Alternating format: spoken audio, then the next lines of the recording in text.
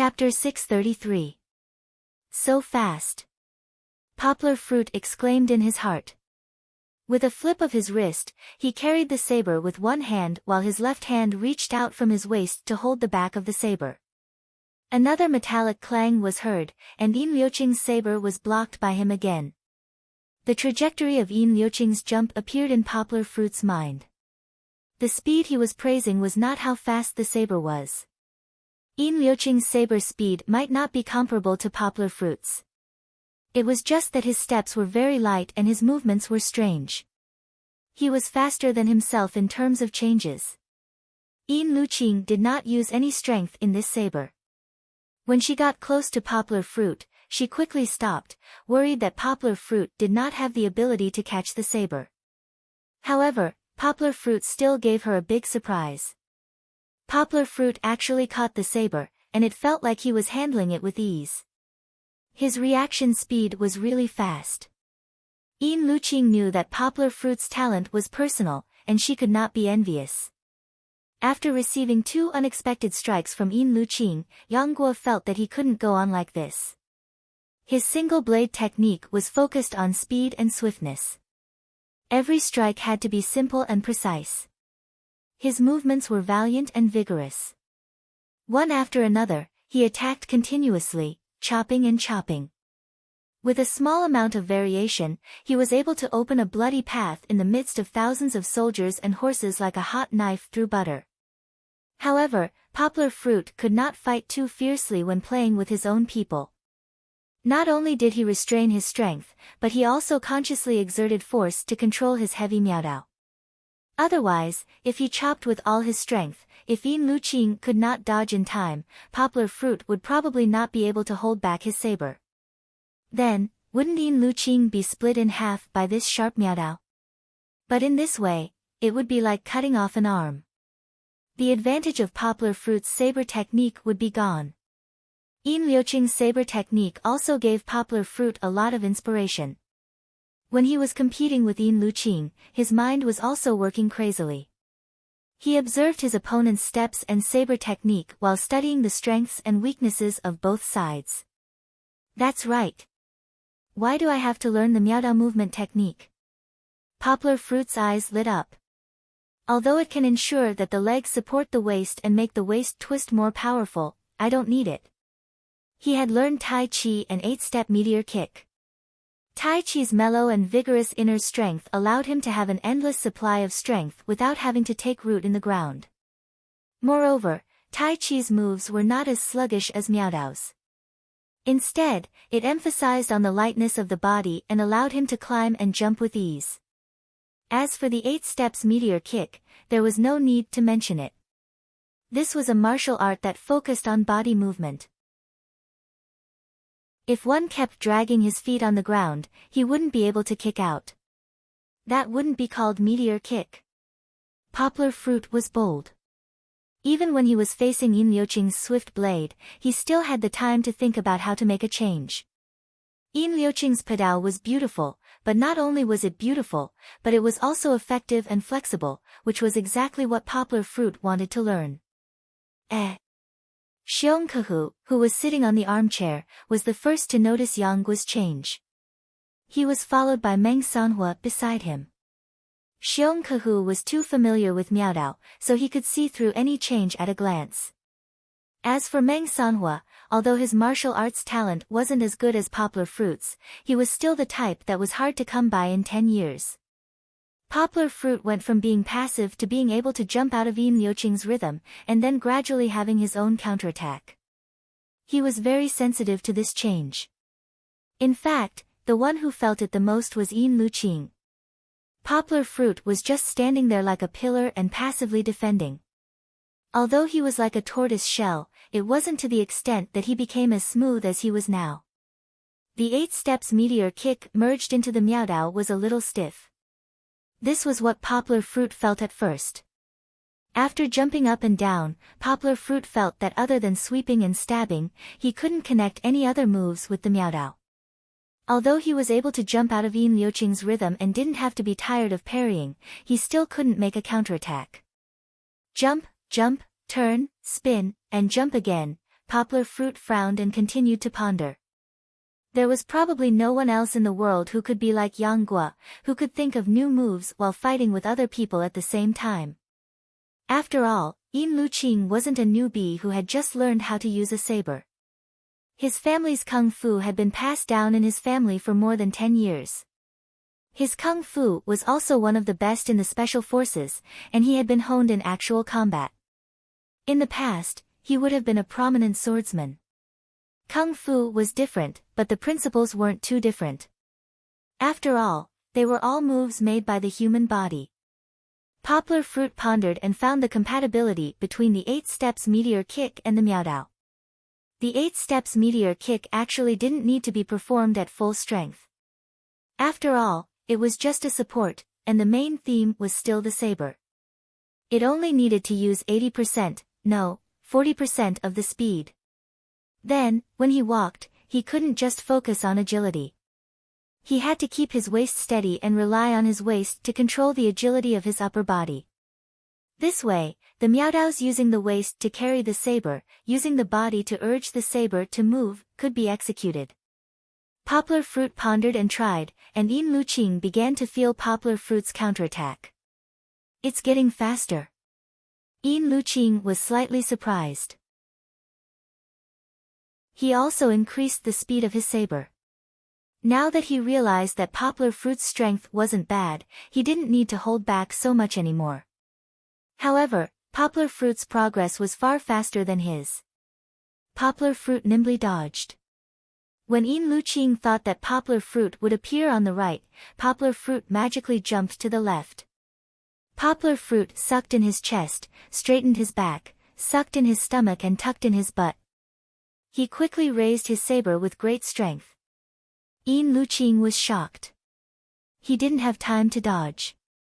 Fortunately, his saber was very nimble and he was able to block in front of his left body. Dang!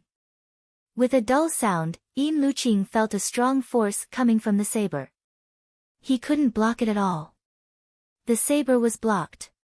Yin Luqing couldn't stop and kept retreating. In order to stabilize his body, he waved his left hand. At this time, he was wide open. Poplar Fruit wouldn't let go of any chance to defeat the enemy. He took another quick step forward and made a very simple downward slash. The Miaodao drew a crescent moon in the air and slashed towards Yin Luqing's chest with a fierce saber wind. Yin Luqing subconsciously closed his eyes. However, Poplar Fruit's saber suddenly stopped in front of him. He flicked his wrist and flipped the back of the saber. He gently touched Yin Luqing's chest, meaning to stop. Yin Luqing opened his eyes and stood up straight. He sighed and hugged his saber to Poplar Fruit. He had lost this match. There was applause all around. The children of Xiong village weren't stingy with their applause and cheers. It was as if they had won the match. The layman watched the show while the expert watched the skill. There was no one more expert than Xiong Kahu. He didn't applaud. Instead, he looked at Poplar Fruit strangely and pondered over Poplar Fruit's movements. This brat actually changed this old man's martial arts.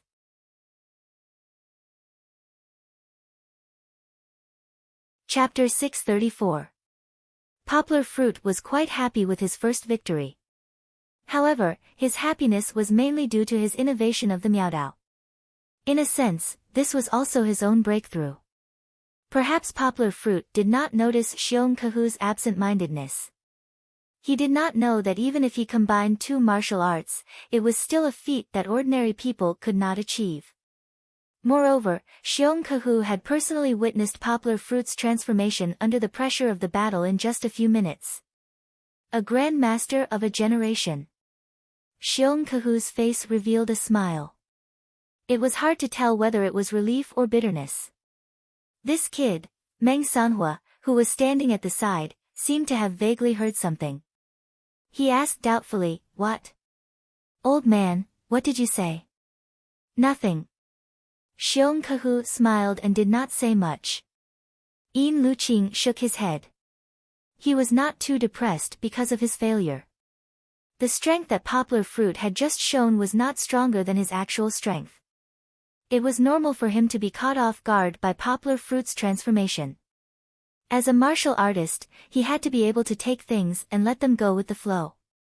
Poplar Fruit and Yin Luqing still had the next match. Poplar Fruit saw Yin Luqing walk to the guitar case that he had placed at the side. He unzipped it and lifted the top half of the cover. Poplar Fruit suddenly realized that this guitar case was used to store his pedao. Poplar Fruit smiled. At first, he was very confused as to why Yin Luqing would come to the mountain with a guitar. Seeing Poplar Fruit's curious gaze, Yin Luqing smiled and explained, if a pedao is not decorated when going out, it will cause uneasiness in public. Yin Luqing took out a metal handle that was about the length of the blade. It looked a bit like the handle of a short mop. He gently removed the plastic cover at the bottom of the handle, revealing a dark hole. He buckled the metal handle inside and rotated it twice. A long blade that looked like a large glaive was born under Poplar Fruit's surprised gaze. The surrounding children were also discussing. Their attention immediately shifted from Kiki's father's martial arts to the large blade that could transform. Xiong Kahu nodded with satisfaction. He said, "Descendant of the Yin family, today you will show me the glory of the #1 blade in North China." Yin Luqing quickly bowed and said, "Old man, I can't. I'm not as talented as my great-grandfather. How can I reproduce his glory?" "Hey, child, why do you talk so much?" Xiong Kahu was dissatisfied again. "If you're Yin Jintai's descendant, then you should show some vigor. If you don't dare to take responsibility, how can you be a hero?" After that, he scolded Poplar Fruit. "Poplar Fruit. Used to use 2 blades too. You want to use a saber to fight the pedao. In any case, you were taught by me. If you weaken my prestige, I won't let you off." From what he said, it seemed that Poplar Fruit was the disciple he was most dissatisfied with. It seemed that he didn't even want to acknowledge him as his disciple. Poplar Fruit smiled bitterly. He hurried over and asked Meng Sanhua to give him the other miaodao.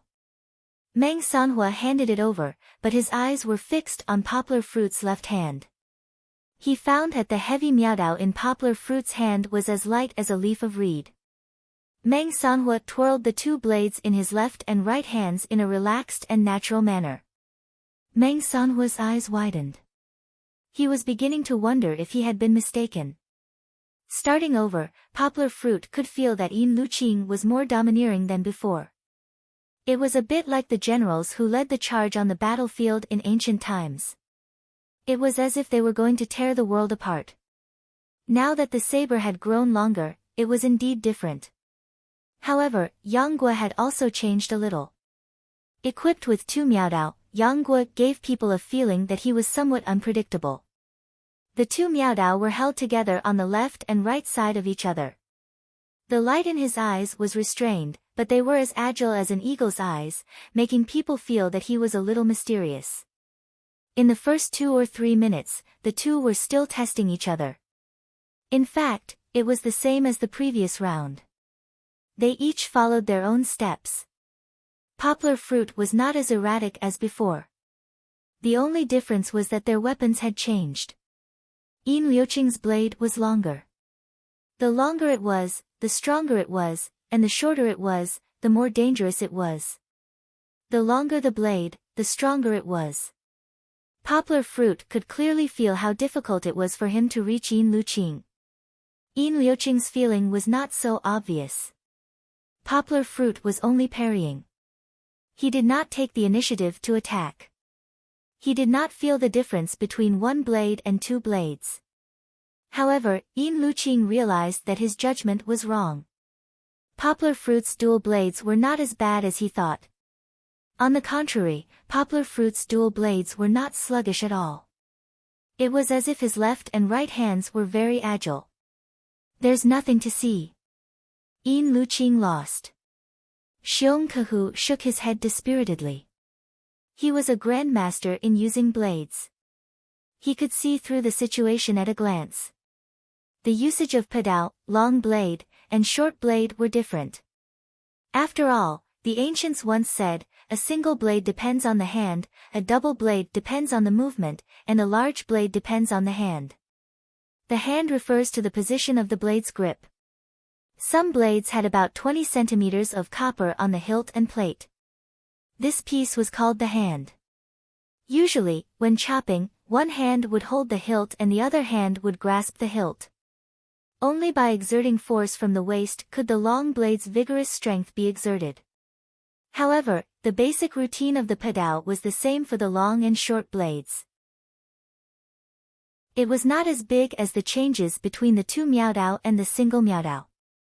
At present, from Yin Liuqing's performance, it was difficult to have a greater breakthrough in power. At this time, Poplar Fruit had not started to show his power. Just as Xiong Kahu thought, after Poplar Fruit observed clearly, he began to use the unpredictable 24 styles of the two miaodao.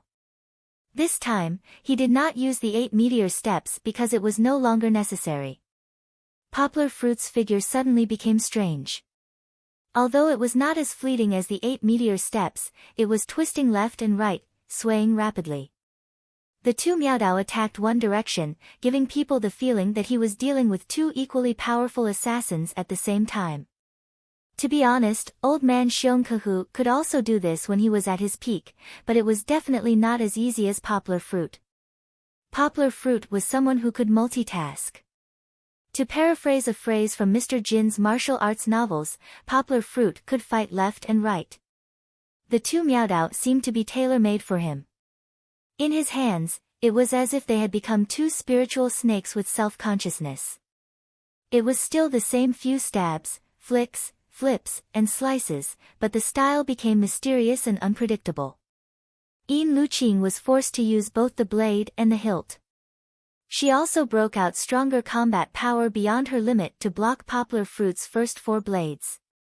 In less than 2 seconds, Yin Liuqing's forehead was sweating profusely because she was too focused and nervous. However, this was only the beginning of Poplar Fruit. With Poplar Fruit's long breath and abundant physical strength, the next wave of storm-like attacks was coming.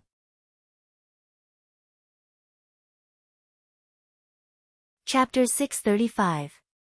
The competition ended amidst the children's exclamations.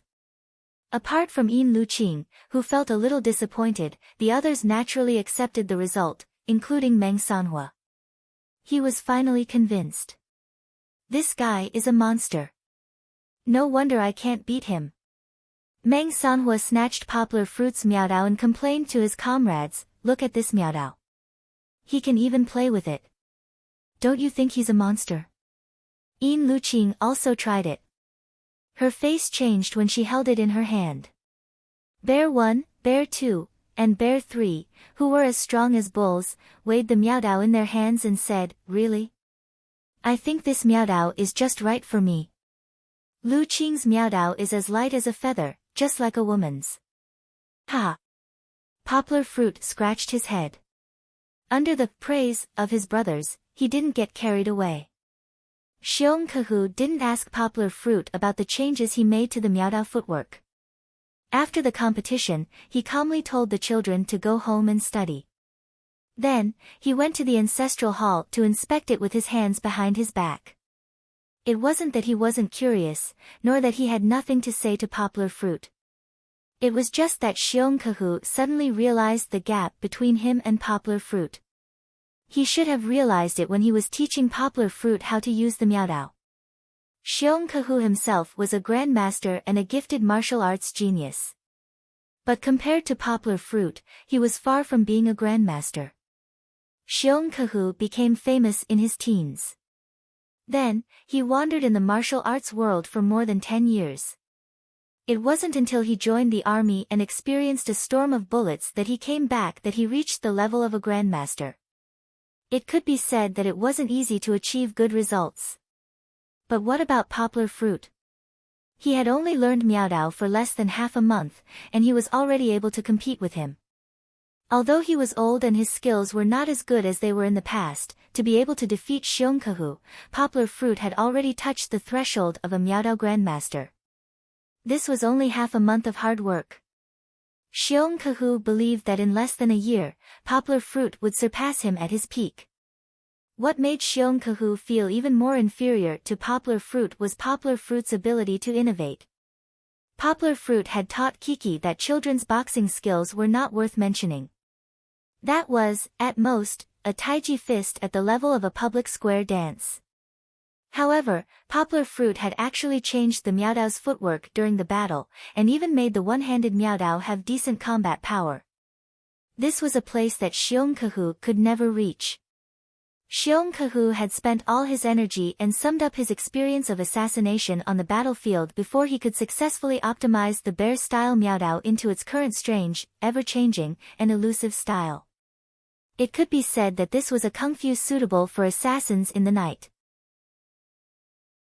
Poplar Fruit's speed of innovation was a huge blow to Xiongkahu, and it also made him understand that geniuses could not be judged by common sense. Perhaps this was the case. If Poplar Fruit was allowed to develop freely, he would have a more brilliant future. Grandmaster was never the limit of geniuses like him. If he were 20 years younger, Xiongkahu would also be very interested in learning the changes that Poplar Fruit had just made. He might not accept all of them, but he would definitely benefit a lot. However, he was already in his 70s. Although his body was still healthy, he no longer had the ambition that he had when he was young. If he were to rashly learn a new kung fu, he might mess himself up. Xiongkahu also maintained a high level of confidence in his two-handed Miaodao. Therefore, he simply did not want to ask, and simply guarded his achievements for the rest of his life. The world now belonged to the young people. The holidays of the Special Forces were not long. When Wenjua and Poplar Fruit walked back, he told him, "Poplar Fruit, we're going back tomorrow." "So soon? You're not going to stay here for a few more days?" Poplar Fruit asked in surprise.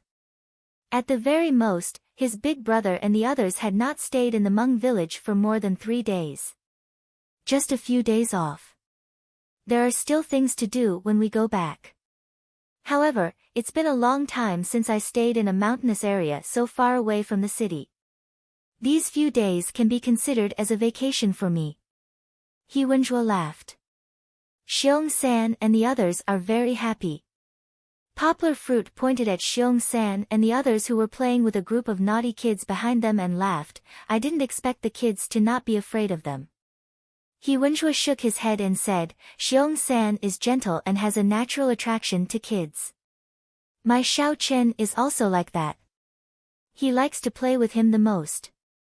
In the afternoon, Poplar Fruit asked Xiong Jisher to gather the children in the Xiong village. Although the ancestral hall was not big enough to satisfy all the children, many of them still gathered together. "Now we'll test 60 computers.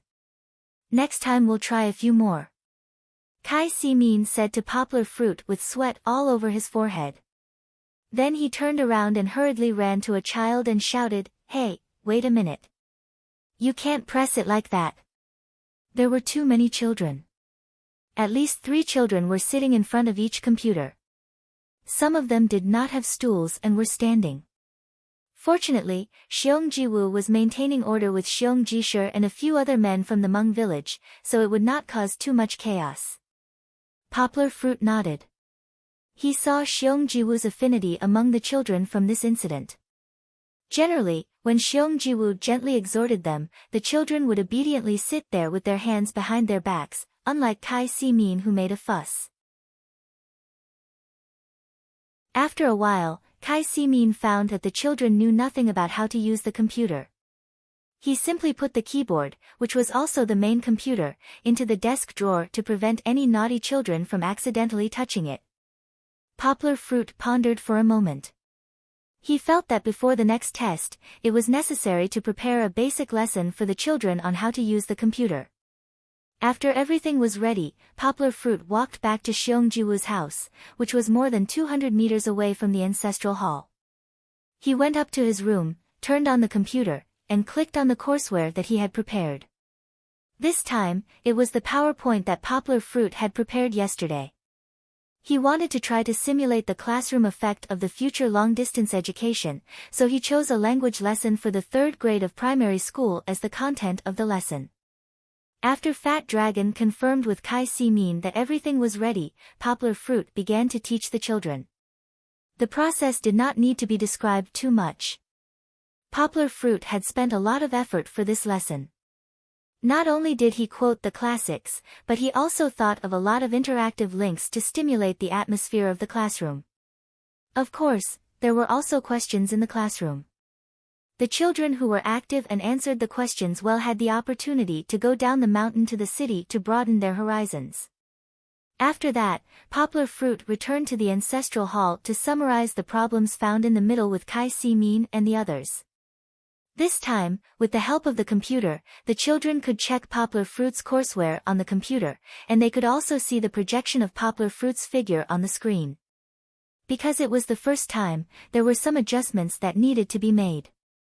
For example, Poplar Fruit actually walked out of the camera while talking, and the interactive software designed by Fat Dragon still had a lot of flaws. These needed to be constantly summarized and optimized. Chapter 636. At night, Wenjue guessed that Kiki had fallen asleep, so he came to find Poplar Fruit to chat. "Do you know why I rarely talk to you?" Wenjue asked with a smile as the two of them lay on the stone platform of the martial arts arena, looking up at the quiet and bright galaxy. "Why?" Poplar Fruit asked curiously. "Because you don't drink."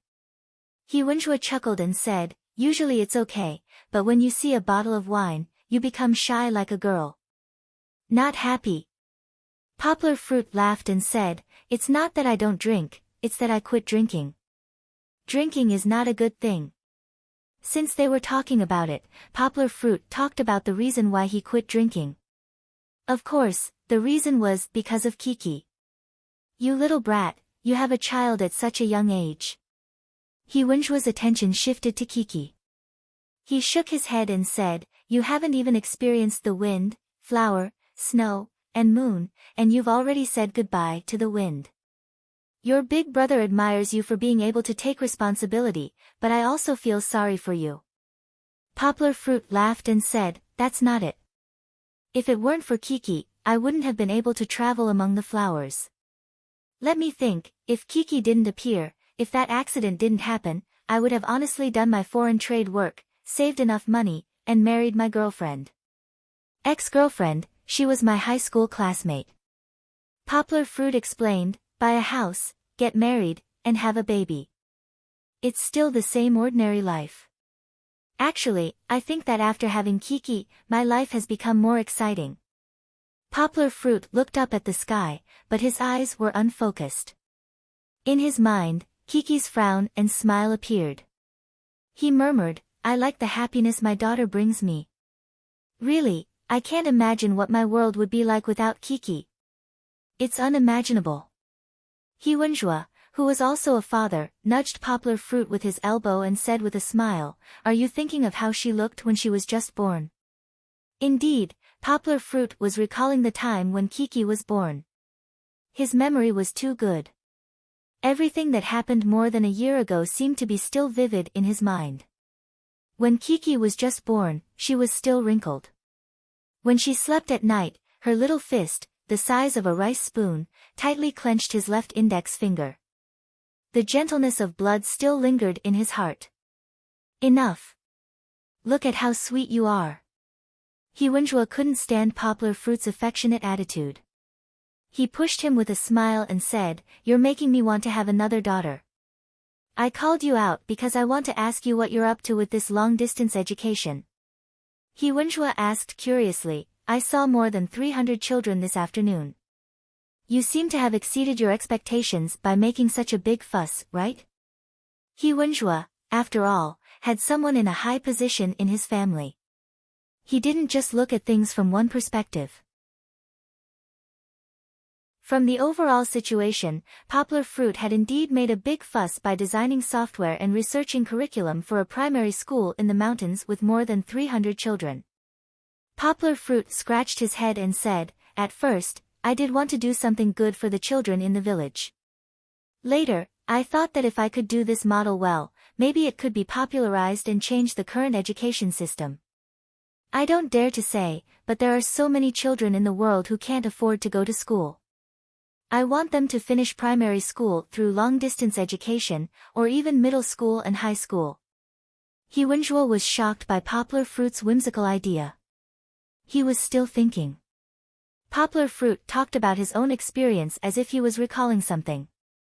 You don't know how hard life was for the Seong family when I first met them.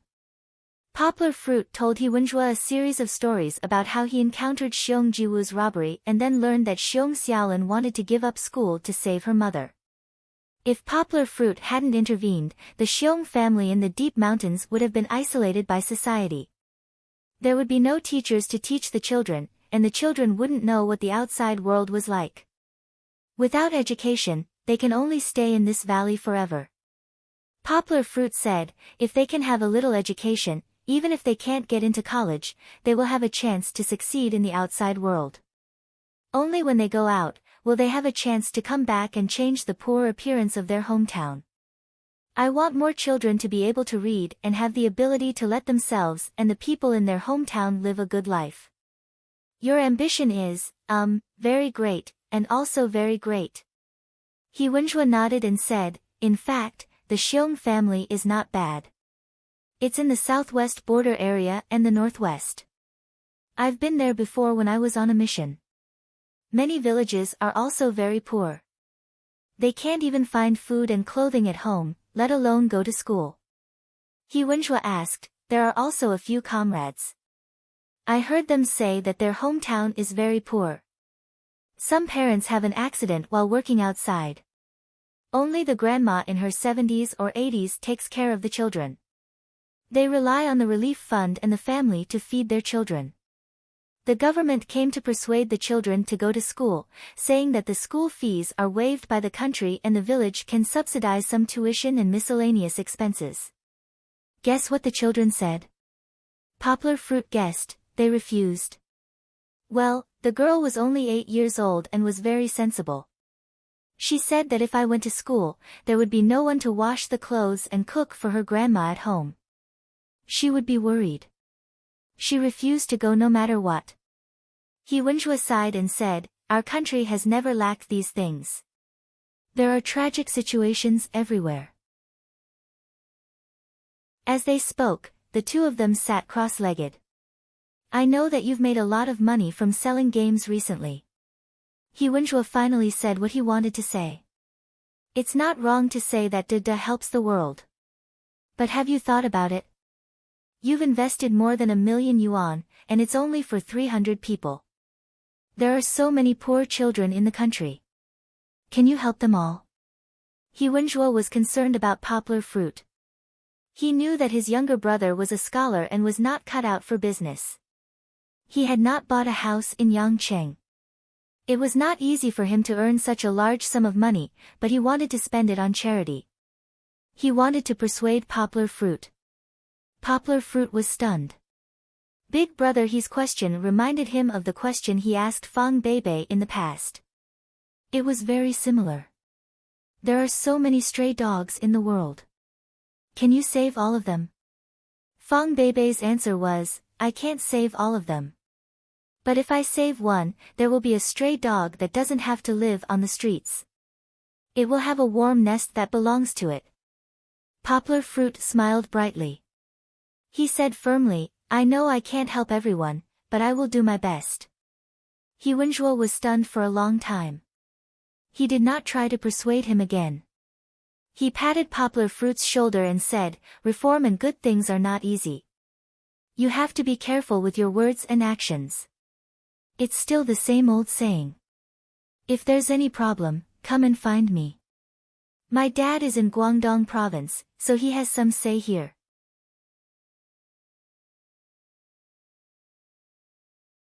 Chapter 637. Early the next morning, Poplar Fruit drove his brothers back to Yangcheng. Hyunjoo and the others arrived at the county station and refused to let Poplar Fruit send them back. It's okay, it's only a 3-hour drive to the airport in the city. Poplar Fruit argued. Okay. Hurry up and go back. Hyunjoo waved his hand and said with a smile, I know you have other tasks today. Poplar Fruit, aren't you about to start school? Why don't you go back with us? Xiong-san asked in a muffled voice. I still have to go back in 2 days. I have to explain the things here clearly. Poplar Fruit explained. There was no reluctance. The soldiers were very straightforward. They left as soon as they said they were going. They waved their hands and did not look back. They carried their bags and got on the county bus. After sending off Huanjua and the others, Poplar Fruit drove back to Xiong village without stopping. On the way, Kiki, who was in the passenger seat, asked curiously, Papa, are we going home? Yes, I'll take you back the day after tomorrow. Don't you miss home and sister Bebe? Poplar Fruit asked with a smile. Kiki's answer was a little hesitant. She said, I miss. Kiki also misses sister Bebe. Kiki also misses Grandma Lu and Uncle Mosquito. But, when we go home, will we not be able to see Sister Xiaolin and little Fenggu? Poplar Fruit pondered for a moment. He did not directly answer Kiki's question. He said, after we go home, your sister Xiaolin and little Fenggu also have to go to school. They can't play with you like they did during this period of time. However, I'll give them lessons. When it's the holidays, I'll take you here to play with them, okay? Poplar Fruit was secretly changing the logic. Kiki did not hear anything wrong for the time being, so she nodded in confusion. Then, she chattered with her father about the adventure in the mountains that a little brother told them yesterday. Before they reached the foot of the mountain, the sharp-eyed Kiki cried out in surprise, Papa, Papa! Kiki saw Brother Anshuan. She shouted while trying to break free from the restraint of the baby's safety belt. Poplar Fruit amusedly pressed his overly energetic daughter down on the seat and said with a smile, What's the hurry? Isn't I going to pick them up now? It was really a coincidence. Poplar Fruit had actually arranged for Xiong Jisher to take the 2 children to play in the county town first. Then, Poplar Fruit would send Big Brother he and the others back, and then go to find them on the way. Unexpectedly, it did not take long for Poplar Fruit to send them off. When he rushed back, he happened to see Xiong Jisher and the 2 children waiting for the bus at the foot of the mountain. It seemed that they had been waiting for a long time. It was said that the bus in the county town would only come once every 2 hours, and the time was not fixed. It was very difficult for the Miao people in the mountains to go to the county town without Poplar Fruit's Land Rover. Jisher, I'm back. Tell the children to get in the car. Poplar Fruit laughed as he stuck his head out of the car window and greeted them. Great! Xiong Anshuan was the most lively. He left Xiong Jisher and his other little friend and ran over excitedly. However, he did not know how to open the door, so he could only wait for Xiong Jisher to come over and open the door for him. Uncle Poplar Fruit, nice to meet you. Xiong Anshuan climbed into the back seat and excitedly started to talk to Kiki. On the other hand, the other girl, who was about 10 years old, politely greeted Poplar Fruit. Hello, Anmei. Poplar Fruit also responded with a smile, Anmei, do you see the black bag in the back seat? Uncle just bought some soy milk in the county town. Can you share it with Brother Anshuan and Uncle Jisher? Okay. Xiong Anmei nodded obediently. She shared the soy milk and asked Poplar Fruit, Uncle, do you and Kiki want some? No need. Before Poplar Fruit could finish, Kiki shouted, Sister Xiao Mei, I want some. Kiki wants to drink soy milk. Poplar Fruit reached out to stop Xiong Anmei from handing Kiki the soy milk. He smiled and took out Kiki's milk bottle from the armrest box. He said reproachfully, Kiki wants everything. Anmei, don't pay attention to her. Kiki, you haven't finished drinking yours. Kiki held the milk bottle and muttered, but Kiki wants that. Poplar Fruit explained, why? Don't they all taste the same? You don't know how to use a straw, so Dad poured the soy milk into your milk bottle. Have you forgotten? It was not easy to take care of children, especially when there was a restless person like Xiong Anshuan. It was difficult for Xiong Jisher to deal with him. Poplar Fruit had to intervene several times to calm down the car. It could also be seen that Xiong Jisher's kung fu was good, but his ability to discipline children was far inferior to Xiong Jiwu's. Back in the county town, Poplar Fruit did not plan to buy beautiful new clothes for the two children this time. It was not that he did not have money, but he suddenly felt that if he bought new clothes for them, it would inevitably cause a competition when they went back. Especially Xiong Anshuan. Although he was very smart, he liked to show off more. If the children quarreled or fought because of the clothes, Poplar Fruit did not want that to happen. After shopping for a while, Poplar Fruit took them to the sports store. In fact, this was his main destination today. Yesterday, when he was sparring with Yin Luqing, there were so many children surrounding them. After that, it was unknown if they were inspired by them, but many children ran to the martial arts practice field and started to throw themselves around.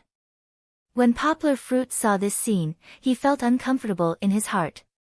He always felt that something was missing. Later in the evening, Poplar Fruit finally figured it out. It turned out that the children on the mountain lacked the most basic sports measures. Not to mention basketball stands and basketballs, even the most simple table tennis was not available. Nowadays, people were talking about the all-round development of moral, intellectual, physical, aesthetic, and labor. Classes were only to cultivate children's wisdom, but sports, which could make children develop in a balanced way, were not available. Poplar Fruit felt that there was still a big flaw in the long-distance education he did. So today, Poplar Fruit took the children to choose sports equipment and planned to buy them together. When Xiong Anshuan and the others entered the sports store, it was as if they had entered the Grand View Garden. Everything was strange and new, especially Xiong Anshuan. He was so curious that he wanted to touch everything. I know this. Kiki ran over and wanted to pick up a basketball, but the basketball was a little too big for her. She could not pick it up. My papa is good at basketball.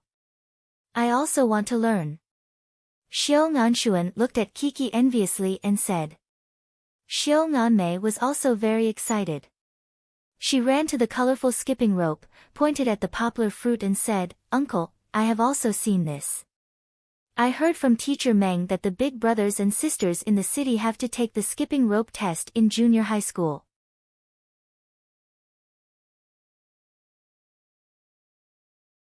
Chapter 638.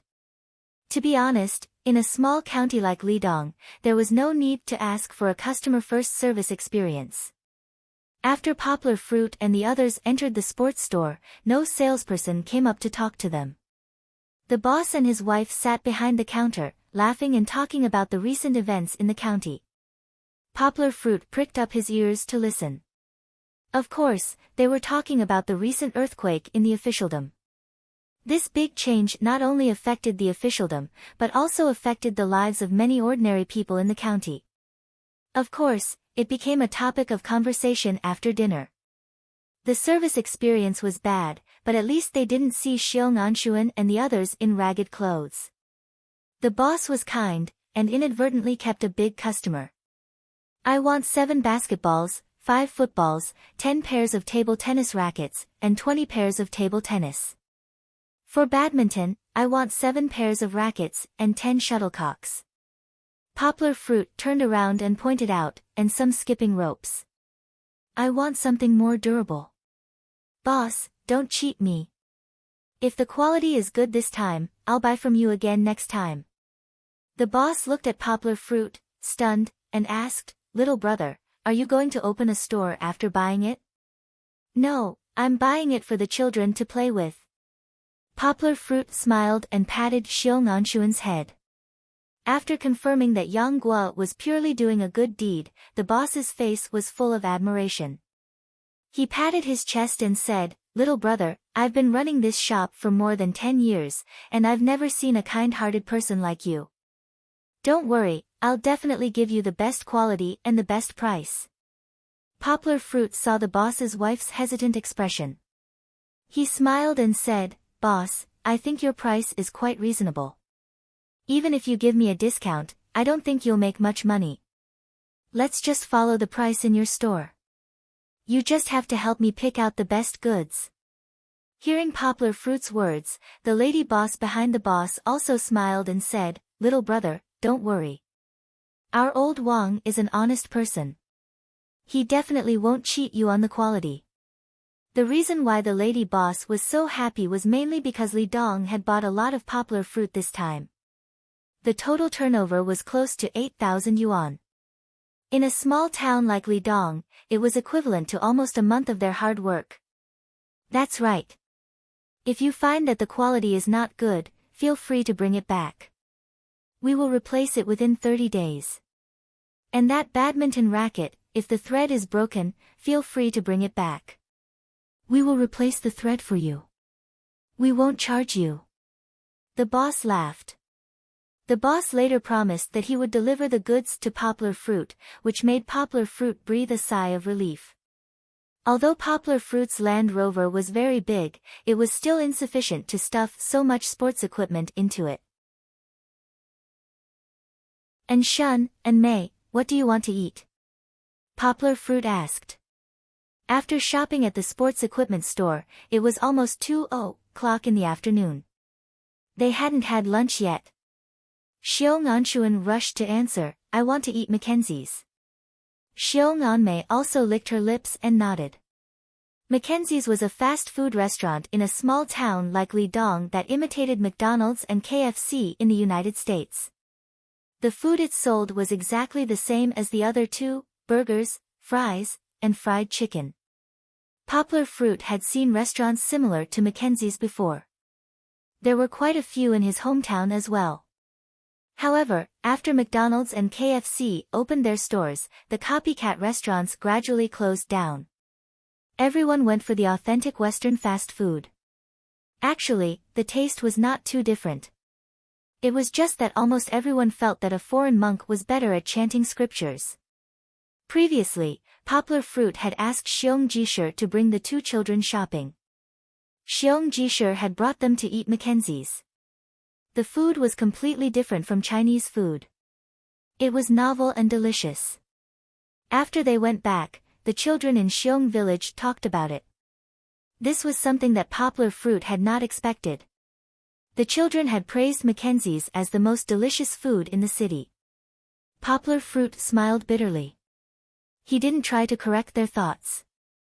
In fact, it didn't matter what they ate. The result was to guide the children to maintain their desire for the outside world. Wasn't it all the same? However, Poplar Fruit wasn't willing to let Kiki eat unhealthy food like fried chicken. Kiki was too young. Her body wasn't immune to calories and unhealthy elements like older children. Poplar Fruit ordered mashed potatoes and vegetable salad for Kiki and fed her. At first, Kiki didn't want to. She also wanted to eat when she saw her brothers and sisters eating happily. However, she was stopped by her father. At this time, Xiong Anshuan was restless again. He waved a fragrant New Orleans roast chicken leg and tempted Kiki with a smile. "Kiki, look, I have a chicken leg to eat." He also turned his head and made an intoxicated expression. Seeing this, Kiki pouted and pulled her father's sleeve. She felt wronged. Poplar Fruit had to comfort her. "Next time, when we go home, Dad will cook for Kiki, okay? Dad's chicken is 100 times better than Brother Anshuan's." "Yes, yes." Kiki, who trusted her father 100%, was very easy to fool. She nodded happily and proudly raised her chin to Xiong Anshuan. She said, "Anshuan, Gij, my father's chicken leg is 100 times better than yours. Kiki won't share it with you." "I don't want it. Mackenzie's is the best." Xiong Anshuan retorted unconvinced. "Xiong Anshuan." Poplar Fruit patted his butt and scolded with a smile. "Eat your food. If you make trouble again, I won't let you eat it." Poplar Fruit finally appeased Kiki. He couldn't let Xiong Anshuan tease Kiki again. After eating, Poplar Fruit took them to walk around the shopping mall. The big LCD TV, the dazzling array of beautiful clothes, almost every shop made Xiong Anshuan and Xiong Anmei unable to move their legs. Study hard. In the future, when you go into society, you will have the opportunity to earn more money and be able to buy these good things for yourself. Poplar Fruit patted them on the shoulder and said. Poplar Fruit wouldn't tell them that if they studied hard, they would be able to earn a lot of money in the future. But he would give them a dream, a goal to strive for.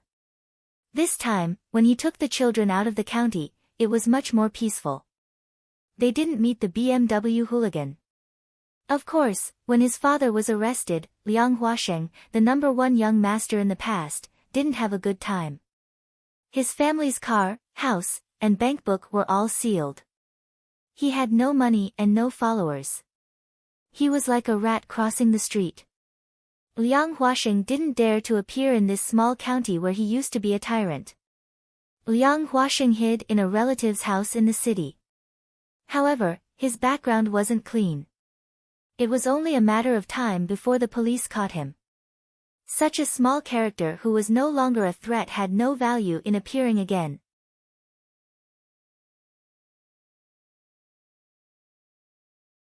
Chapter 639.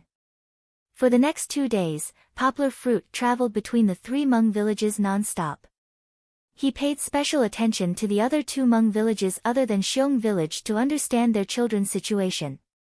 Actually, they didn't have any complaints about Poplar Fruit setting up a unified teaching center in Xiong village. In fact, they were looking forward to the effects of Poplar Fruit's long-distance education. The 2 Hmong villages weren't too far away from Xiong village. Even if the children walked slowly, it would take them at most an hour to walk. Moreover, the size of their villages added together wasn't as big as Xiong village. They felt lucky to be able to rely on Xiong village to provide education for their children. Although walking an hour to school was unimaginably difficult for people living in a big city, for children living in the mountains, it was actually nothing more than a common occurrence. However, a 2-hour round trip was too time-consuming.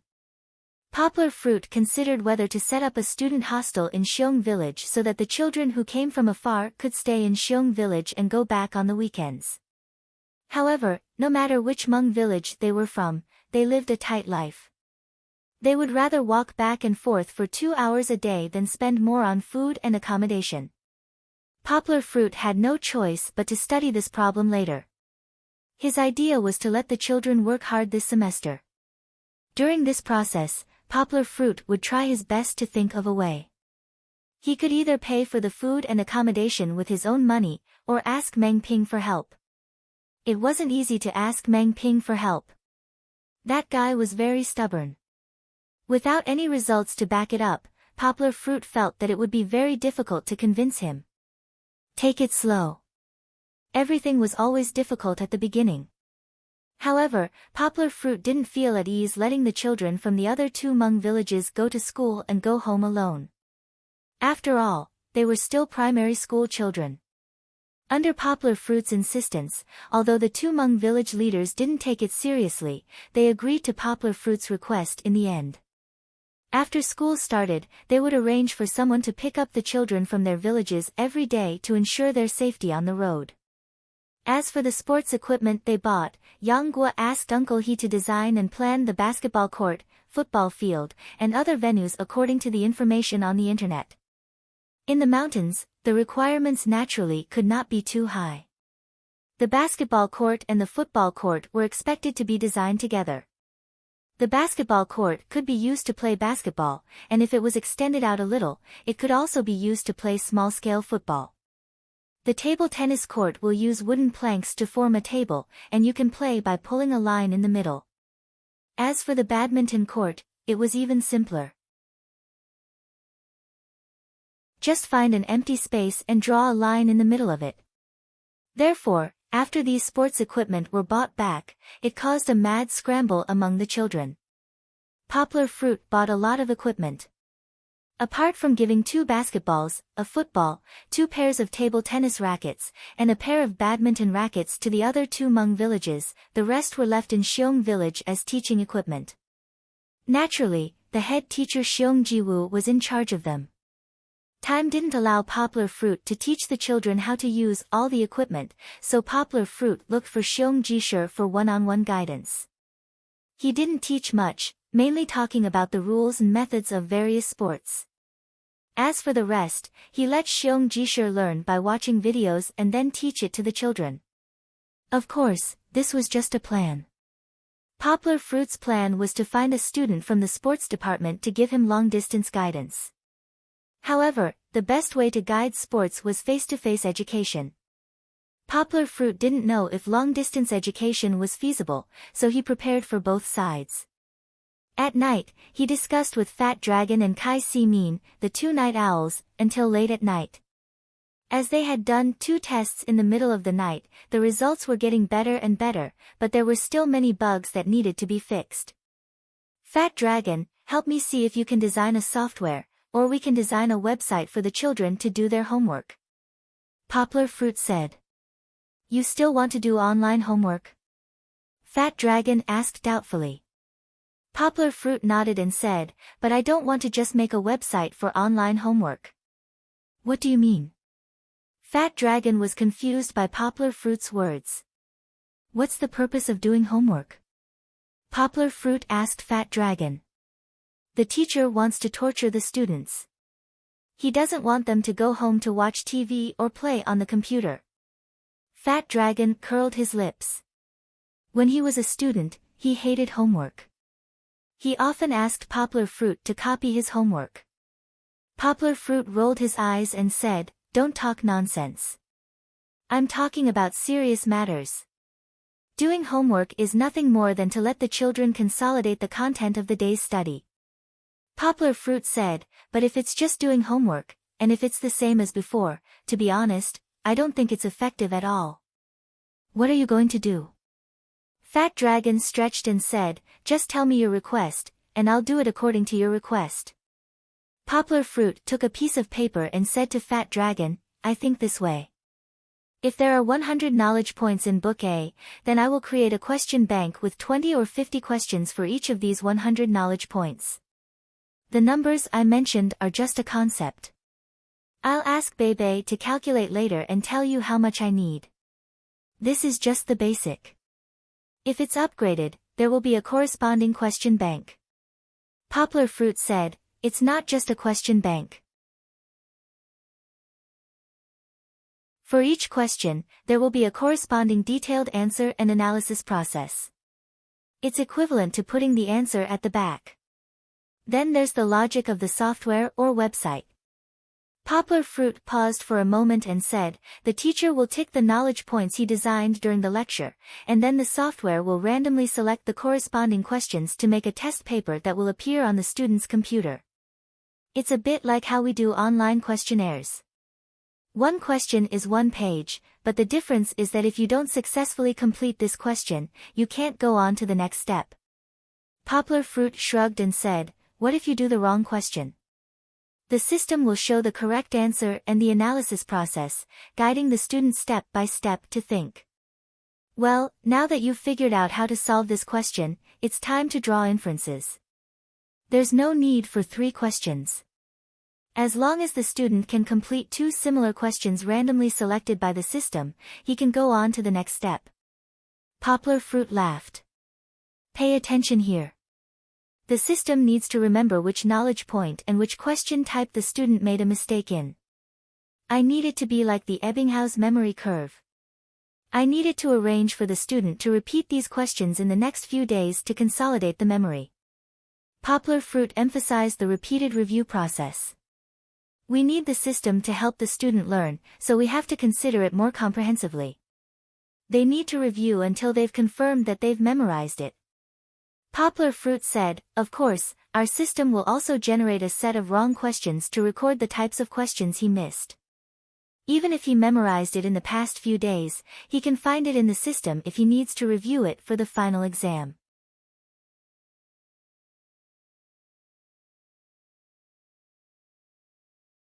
Chapter 640.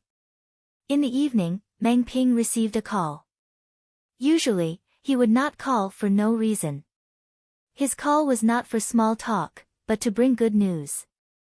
The day after Meng Ping submitted his report, the acting county head approved his application. Then, the Power Supply Bureau and the Telecommunications Bureau did not drag their feet. They arranged for the construction team to be ready the day after tomorrow to help with the installation. Everything went smoothly. It was a sharp contrast to the previous difficult progress.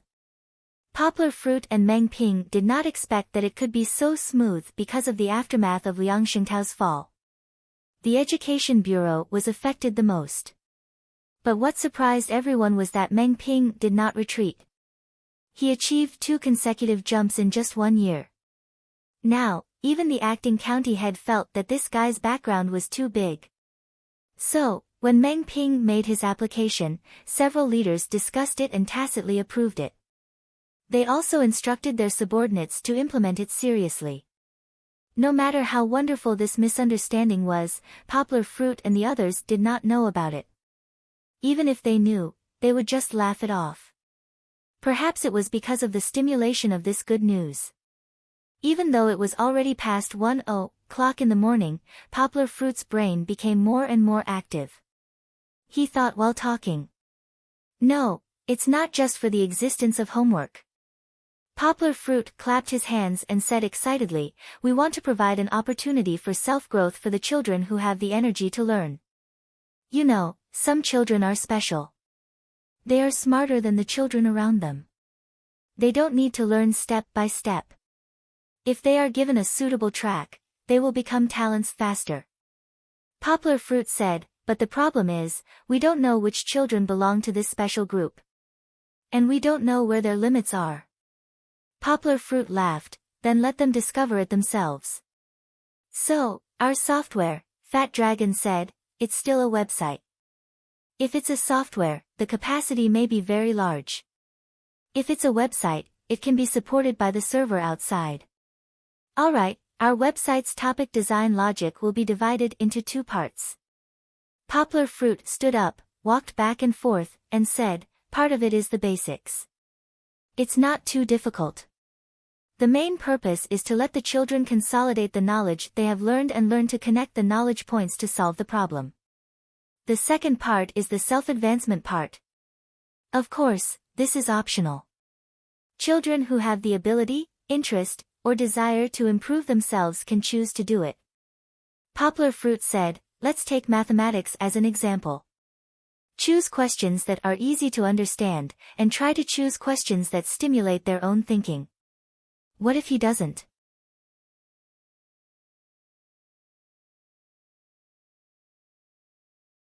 Fat Dragon asked, I know you might have some Olympiad questions here, but you didn't teach them in class, so how could they know how to do it? Could it be that only super powerful geniuses are able to attempt your questions? Poplar Fruit nodded and said, you're right, I didn't think it through. Then let's do it this way. In the self-advancement part, before the start of each stage, the computer will arrange a teaching process for Xiao Duan. What kind of teaching? Fat Dragon asked, if it's like your usual classes, where the teacher is one-on-one, then it's another way to deal with it. Poplar Fruit shook his head and said, without the teacher one-on-one, we can't make the volunteers wait there all the time. The current plan is to teach them in the form of textbooks. Poplar Fruit pondered for a moment and said, can you make the process of solving and analyzing the previous questions more colorful? Don't just have cold text. I think it might be better if you can insert some pictures, animations, and explanations in steps. That's not a problem. Fat Dragon smiled and said, in addition to your common PowerPoint slides abroad, there are also good courseware software such as Director, AutoWare, and so on. We can embed it in and realize your idea. Poplar Fruit smiled happily and said, that's great. In that way, we can make the teaching part of the personal advancement more interesting, so that the children can find the fun of learning when they're self-studying. This is not a small project, I think. Poplar Fruit frowned and said, can you handle it alone? Fat Dragon looked at Poplar Fruit bitterly and said, you finally care about me? Hey, who told me to hook up with a hands-off boss like you? Tomorrow, you and Kiki will go back, leaving me and the rookie alone in this mountain. Poplar Fruit patted Fat Dragon's shoulder and said, "Capable people have more work to do. You two have worked hard. I'm going to Bali next month. I told you before that when I come back, I'll bring you 2 bags, so that you won't have to kneel on the keyboard at home. I also want a belt. Prada." Fat Dragon said with his eyes shining. "Ha, then I'll have to buy you an extra large one to wear." Poplar Fruit laughed. After laughing, Poplar Fruit said seriously, "I know that you have a lot of things to do now. In addition to improving the interactive software for our classes, you also have to make the website I'm talking about now. I'm worried that you won't be able to handle it. And I want to make them even better." Poplar Fruit paused for a moment and didn't say what he was worried about.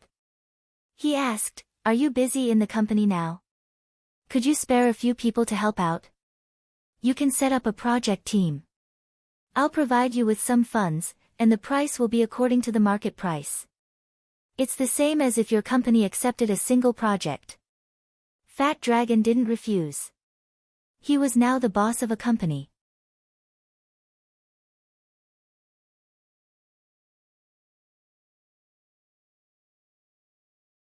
Although the company was relatively unorganized, he had to look at the problem from the perspective of others. Fat Dragon thought for a moment and said, "Most people have nothing to do at the moment. 2 people in Nanua are making a small game, so they might not be able to spare some time. Everyone else can help." Poplar Fruit nodded and said, "Then you can help arrange this. How much money do you need? Give me a number." Fat Dragon thought for a moment and said, "It won't be too much. You're doing a charity project, so we'll give you a discount. How about $10,000? So little?" Poplar Fruit asked in surprise. "It's just a website. Do you think it'll be expensive?" Fat Dragon laughed. "In fact, many companies in the country can do this job. We just do it better." Fat Dragon was very confident, but not blindly. "Isn't there an interactive software?" Poplar Fruit asked. "That's just copying. There are too many similar software on the market." "It's very simple," Fat Dragon laughed, "just treat it as a friendly sponsorship." Poplar Fruit hesitated for a moment, then said, "I can't let you guys lose too much. I'll give you 100,000 RMB, round it up." Fat Dragon laughed, "All right, you're the boss. You have the final say." "Oh right, our team is only responsible for the programming. We're not good at the design. You'll have to ask Uncle Hu. There are a lot of designers in your company who are better than us." If Fat Dragon didn't mention it, Poplar Fruit wouldn't even remember that he was a shareholder of Ludong. IMMT should be out soon. I wonder how the game will sell. Poplar Fruit was looking forward to it. Poplar Fruit didn't have much money left in his account, only a little over 1,000,000 RMB. However, he wasn't worried because he was earning money at a decent rate. Plus, he was going to Bali next month. Based on Ardo's generous personality, he would definitely give him a good reward.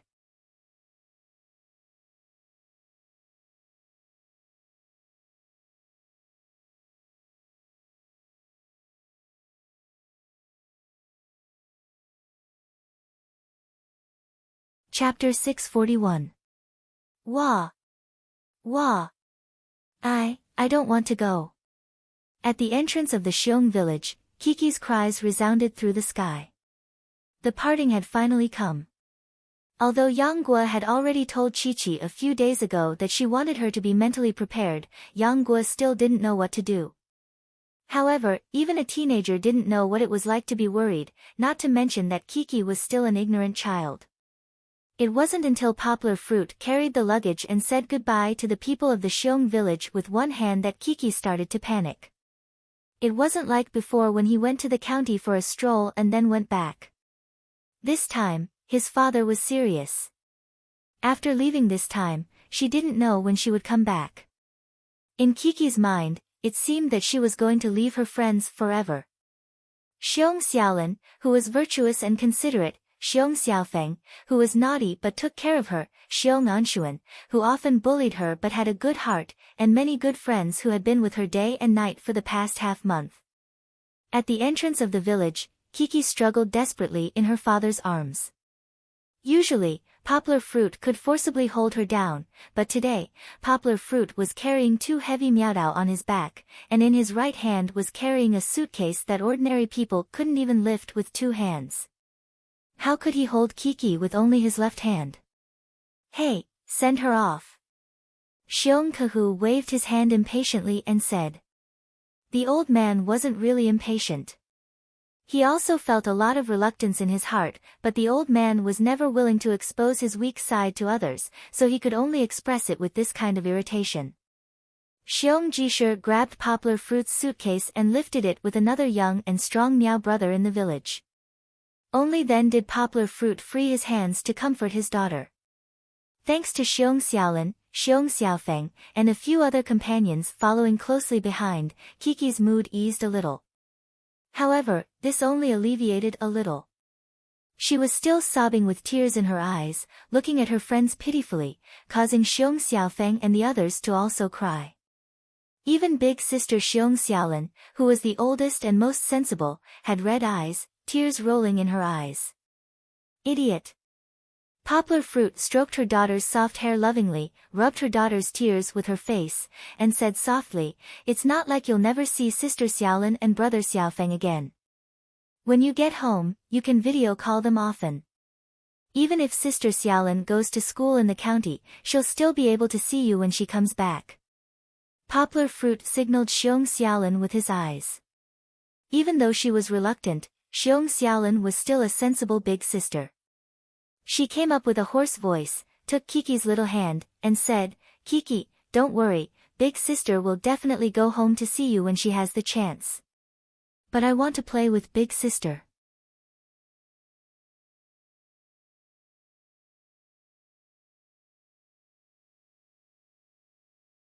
Kiki pouted her little mouth, and tears began to roll in her eyes again.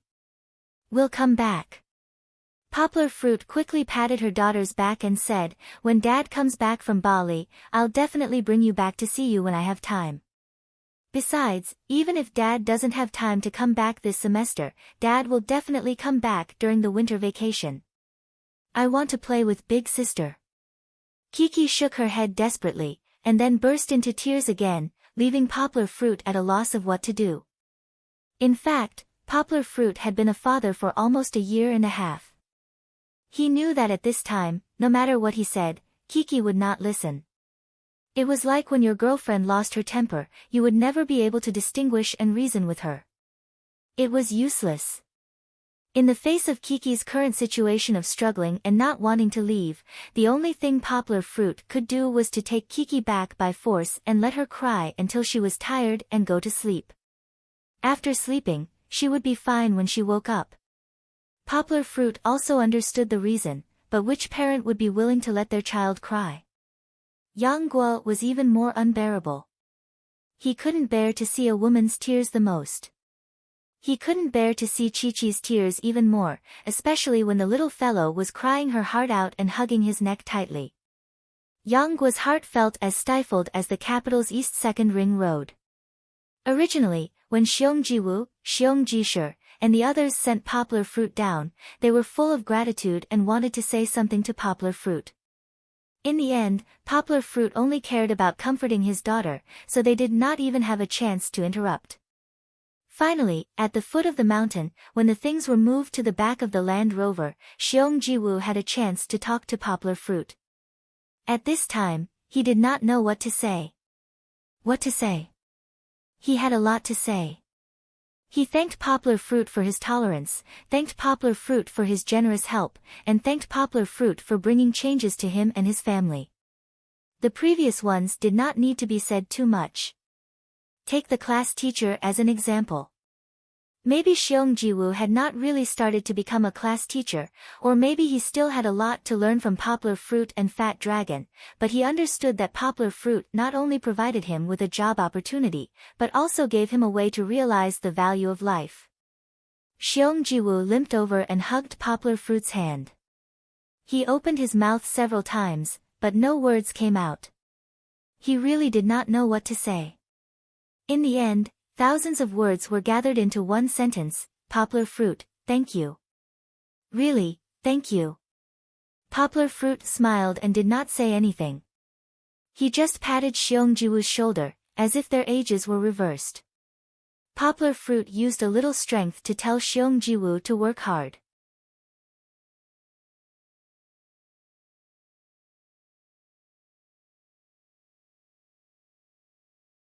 Because Fat Dragon and Kai Si Min were lazy, they only sent them to the gate of the village and did not go down the mountain.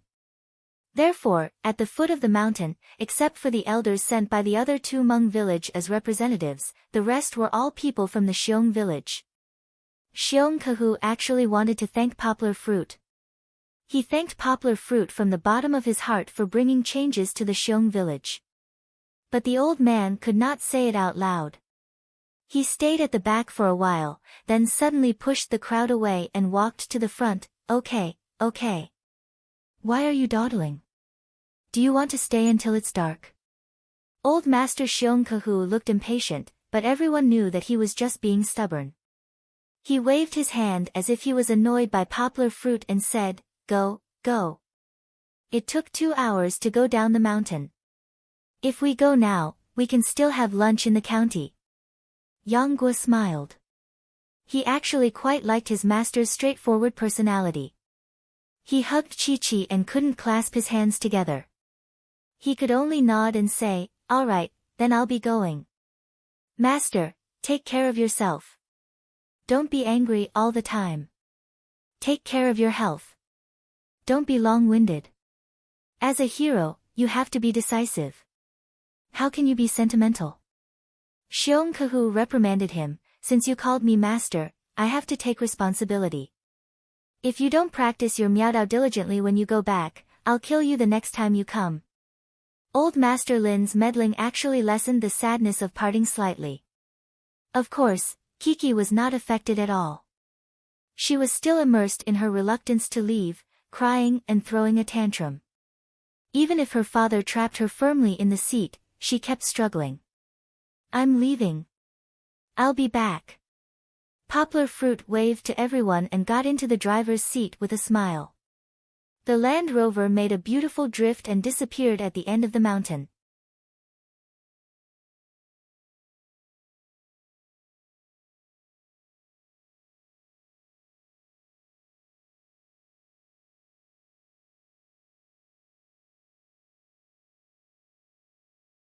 Chapter 642.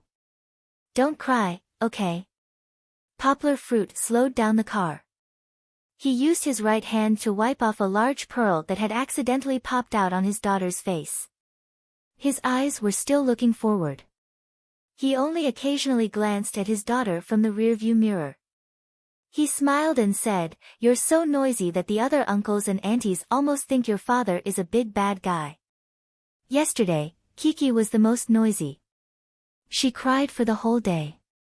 Poplar Fruit got out of the car to refuel or go to the hotel to buy food. He held Kiki in his arms. The passers-by's attention were attracted by Kiki's crying. They looked at Kiki struggling in Poplar Fruit's arms and wondered if this guy was a human trafficker. Fortunately, there was a cute golden retriever at Poplar Fruit's feet. Moreover, Poplar Fruit also had the aura and appearance of a father who loved his daughter. Otherwise, people would have called the police. However, even so, Kiki still brought a lot of trouble to Poplar Fruit. The staff questioned him with doubts. Even at the hotel at night, the staff asked him a lot of questions. He didn't know if they were deliberately hitting on him. Poplar Fruit didn't think so. Now, the little girl finally stopped crying. Although she would occasionally drop a few drops of golden beans, it was much better than yesterday, wasn't it? Poplar Fruit drove for a while and looked at his daughter again. Kiki didn't pay attention to her father. She was still sulking. The little girl pouted her pink little mouth and turned her head to look at the car window. She didn't know what was so beautiful about the green forest outside the car window. In any case, Chi-Chi just looked like she was very angry. If the little girl was a dozen years older, she would wear a light pink ancient costume and let out 2 soft sighs. She would definitely look like Lin Luoran. What did the book say? 2 curved eyebrows that seemed to be frowning, a pair of eyes that seemed to be happy but not happy. 2 dimples appear in a state of worry, and a body of illness attack. Little tears, little panting. Quiet like a beautiful flower shining on the water, moving like a weak willow swaying in the wind. He was referring to Kiki's pitiful appearance at this moment.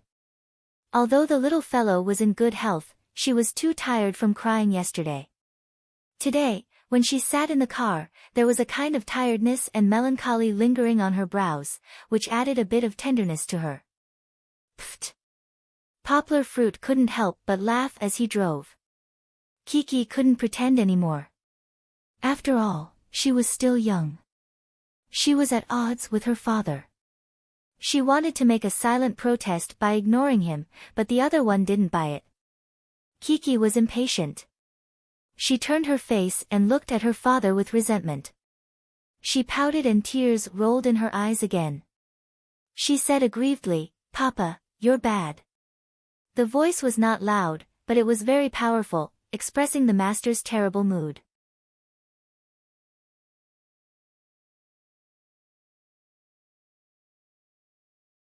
Poplar Fruit raised his right hand and surrendered without principle. "Well, I've said it many times.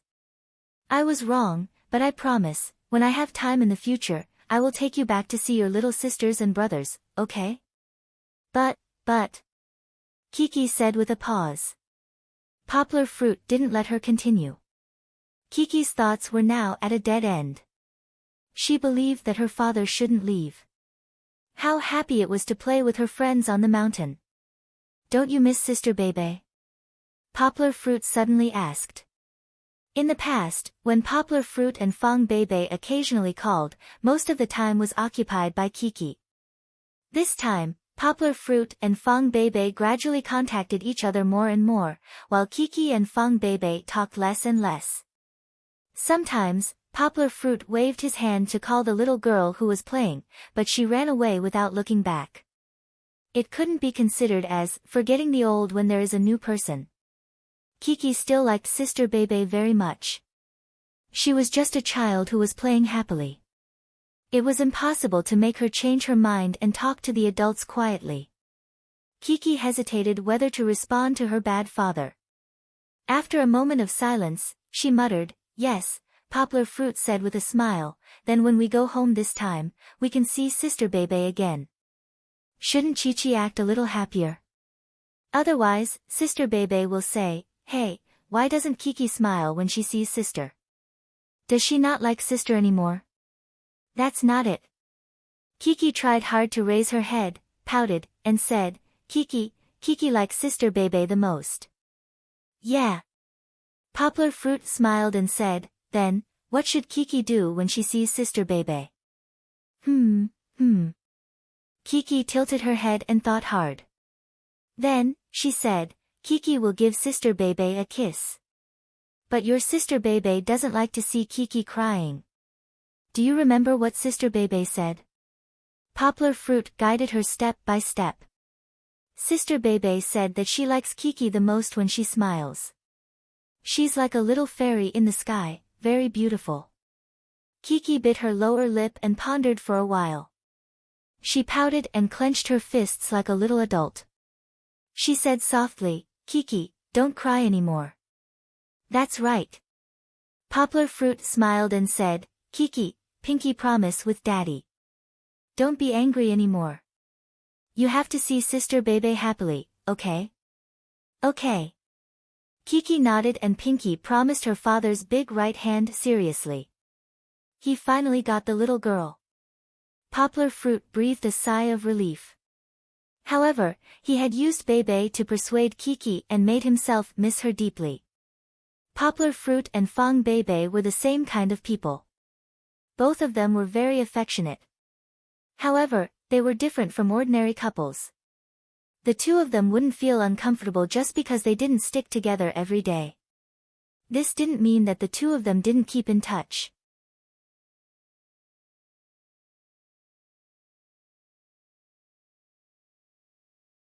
During the month-long journey, Poplar Fruit and Fang Beibei went from calling once every few days to talking on the phone every night. Although they hadn't seen each other for more than a month, the relationship between Poplar Fruit and Fang Beibei didn't turn cold. Instead, it warmed up a lot. The most important thing was that the night before, because Poplar Fruit was in a hurry to explain everything to Fat Dragon and the others, he forgot to call for a while. Poplar Fruit remembered in the middle of the night and sent a text message to Fang Beibei to apologize. However, he found out that she was insomnia because she was worried about her gains and losses. Poplar Fruit later called to ask about Fang Beibei, and she fell asleep happily. Could it be that the two of them were already madly in love? That didn't seem like it. These two fellows, the content of their conversation had nothing to do with love. There was not a single word of sweet talk. On the phone, they talked and listened to what happened during the day, and then they gave each other ideas. It had to be said that these two top students were very interesting when they were together. Poplar Fruit wasn't good at math, but when he talked about math with Fang Beibei, he could quote from the classics. Fang Beibei's English wasn't good, but if Poplar Fruit talked about his performance at the seminar, Fang Beibei could also laugh and comment on Poplar Fruit. Okay, let's just say that this was especially sweet. Ah! We're finally back in Yangcheng. Just like the title of this volume, Fruit Spring. Xiao Han says that it's really coming. If some readers asked, then Xiao Han would like to explain. The title of the book is My Fairy Mississippi Miss is actually a pun. I don't know if you guys noticed, but the little one is obviously referring to Kiki. As for the big one, of course, it's the female lead. However, there's no doubt that Kiki's role is the most important. As you can see, Fang Beibei's scenes are much less than Kiki's. Xiao Han's fault, he didn't portray the female lead well enough. In the later plot, Xiao Han will work hard to make you guys like Beibei.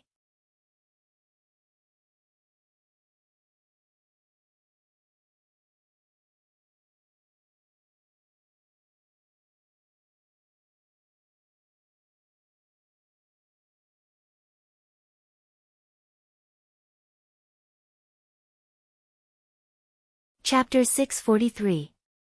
The insurance company that Mr. Guo recommended was really good. Poplar Fruit's Land Rover had been smashed by a rock, and after it was repaired, it had been running around for so many days without any problems. However, even if it was driving steadily on the highway, Poplar Fruit still felt that it was not enough.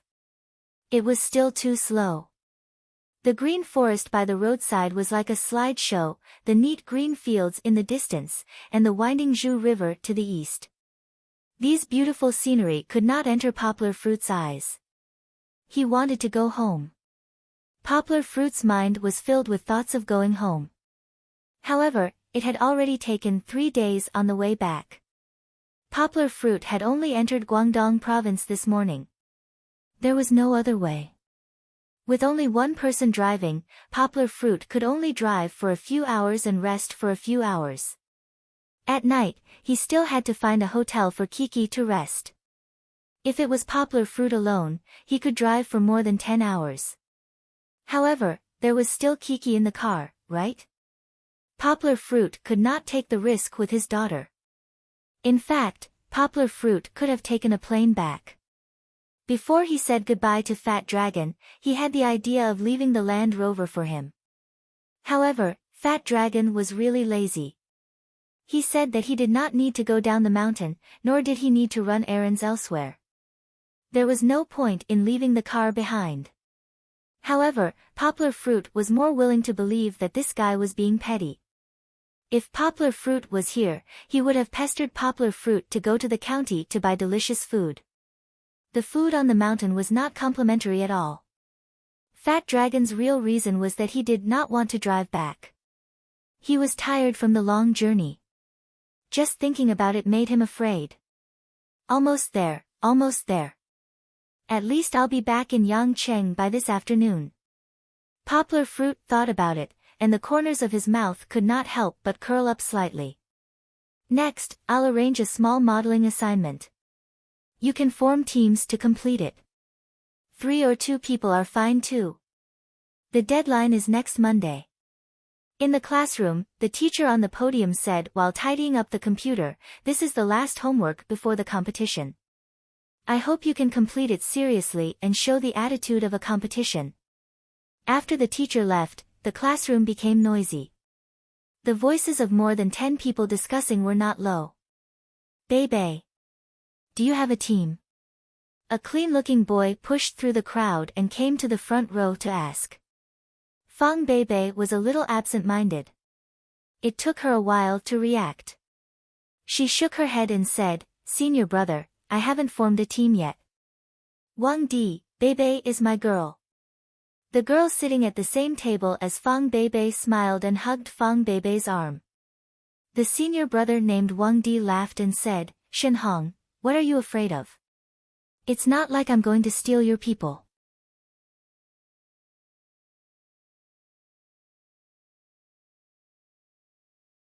"Didn't the teacher say that it's okay to form a team with 3 people?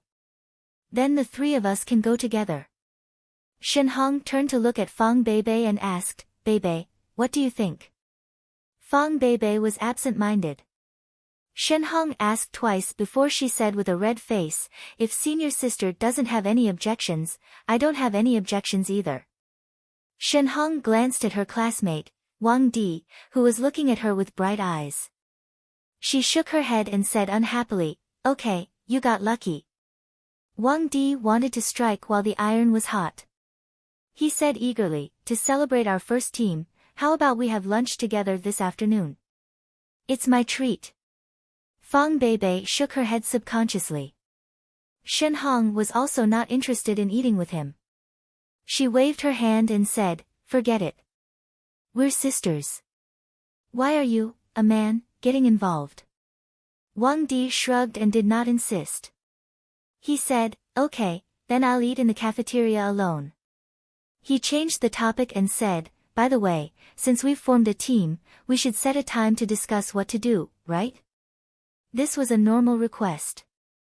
Shenhong thought about it and said, "I'm going to the library to do some practice in the afternoon. Are you free tonight? I'll ask Auntie to lend us the activity room downstairs." School had not started yet, so there was no rush to use the activity room. "Sure," Wang Di said generously. "It's not appropriate for you 2 girls to come to the boys' dormitory. I'll sacrifice myself and have to deal with Abbess Miju. Tisk, as if you've never been here before." Shenhong said disdainfully. "Isn't your girlfriend in our building? I've seen you waiting for her downstairs several times." Wang Di did not avoid it. He just corrected her seriously, "She's my ex-girlfriend." "That's old news. Why are you still bringing it up?" "Senior sister, I can't tonight." Fang Bebe held Shenhong's hand and said coquettishly, "Can we discuss it tomorrow?" "Bebe, is there anything going on tonight? Do you need senior brother's help?" Wang Di asked with concern. Fang Bebe smiled. She shook her head and said, "Thank you, senior brother. It's just some personal matters." "Okay, if you have something to tell me." Wang Di carried his computer and waved his hand. "2 beauties, I'll go back first. Set a time and let me know on QQ, what's wrong." As soon as Wang Di left, Shenhong asked with concern, "Why are you so tired all day? Also, didn't you pull me to avoid Wang Di before? Why are you so abnormal today? You even agreed to team up with him. Is it abnormal?" Fang Bebe did not answer. Instead, she looked at Shenhong curiously and asked, "I think it's okay. I was very serious in class just now." "Forget it, I don't care about you." Shenhong gave her a dirty look and said, "Let's go eat. I'm starving." In fact, Fang Bebe did not know what was wrong with her. Today, other than being fully focused in class, she was inexplicably floating in her own emotional world.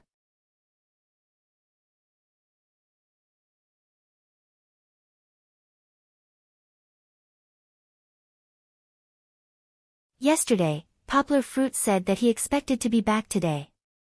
Thinking of this, Fang Beibei felt happy and was in a good mood. Soon, he would be able to see the cute Chi-Chi, as well as that stupid little golden retriever. Yes, there was also that bad weird uncle. Right. Too bad. After playing outside for so long, he still showed her pictures every day. It was simply infuriating. She was still in class during the holidays. Perhaps because she was in a good mood, Fang Beibei did not reject Wang Di's request to team up for the first time. After joining the school's team, Wang Di often hung around Fang Beibei. Although he did not shamelessly pester her, he was still very annoying. Senior sister Shenhong helped to deal with him many times. It's nothing. Isn't it just forming a team to do homework? In fact, in the past 2 months, similar team homework had been done 3 times. The team composition was different, so Fang Beibei did not care too much about forming a team this time. After having lunch with senior sister Shenhong, Fang Beibei wanted to go back to the dormitory to take a nap. However, as she walked, Fang Beibei looked up and saw that she had unknowingly walked to the ground floor of the teacher's dormitory.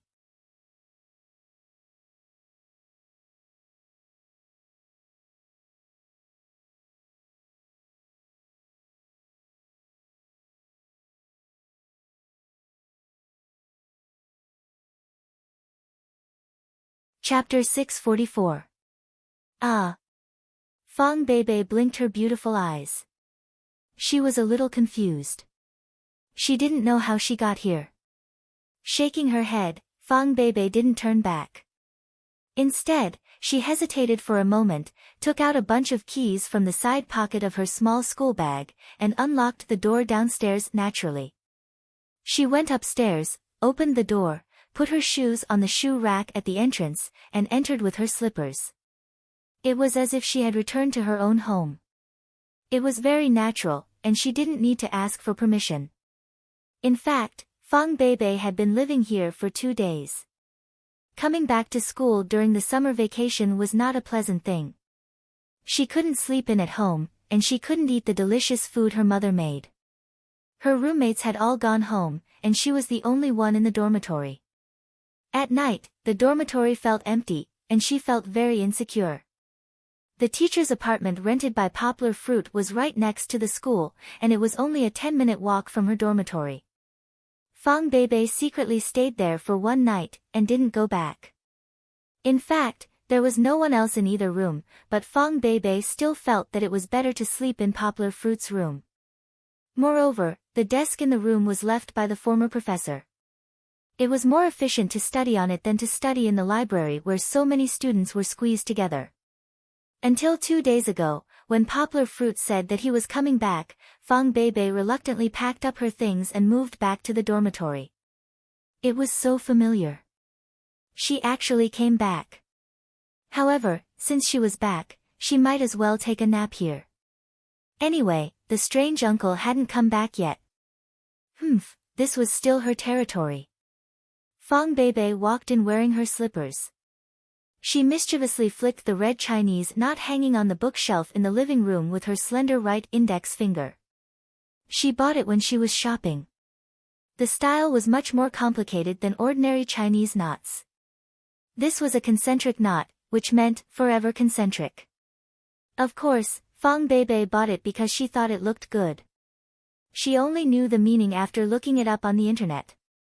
However, when she moved back, she didn't know if it was intentional or not, but she left the Chinese knot behind. Uncle, you should decorate this place a little. Otherwise, it would look gloomy and not nice at all. Fang Beibei thought so. Uncle is so unartistic. He won't be able to tell if I'm placed in front of him. In addition to the concentric knot, there were several decorations left by Fang Beibei in the room, such as the small porcelain vase on the desk. Fang Beibei did not bring it back. She was like a lively elf, tiptoeing around the room. After inspecting the small things she had left behind, she ran back to the big bed in the bedroom to sleep.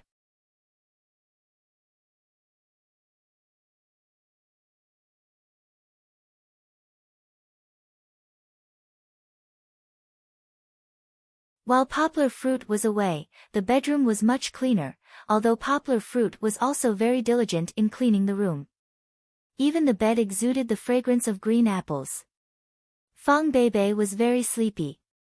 She yawned and rolled on the bed, muttering, "When uncle comes back, he will make the quilt smelly again."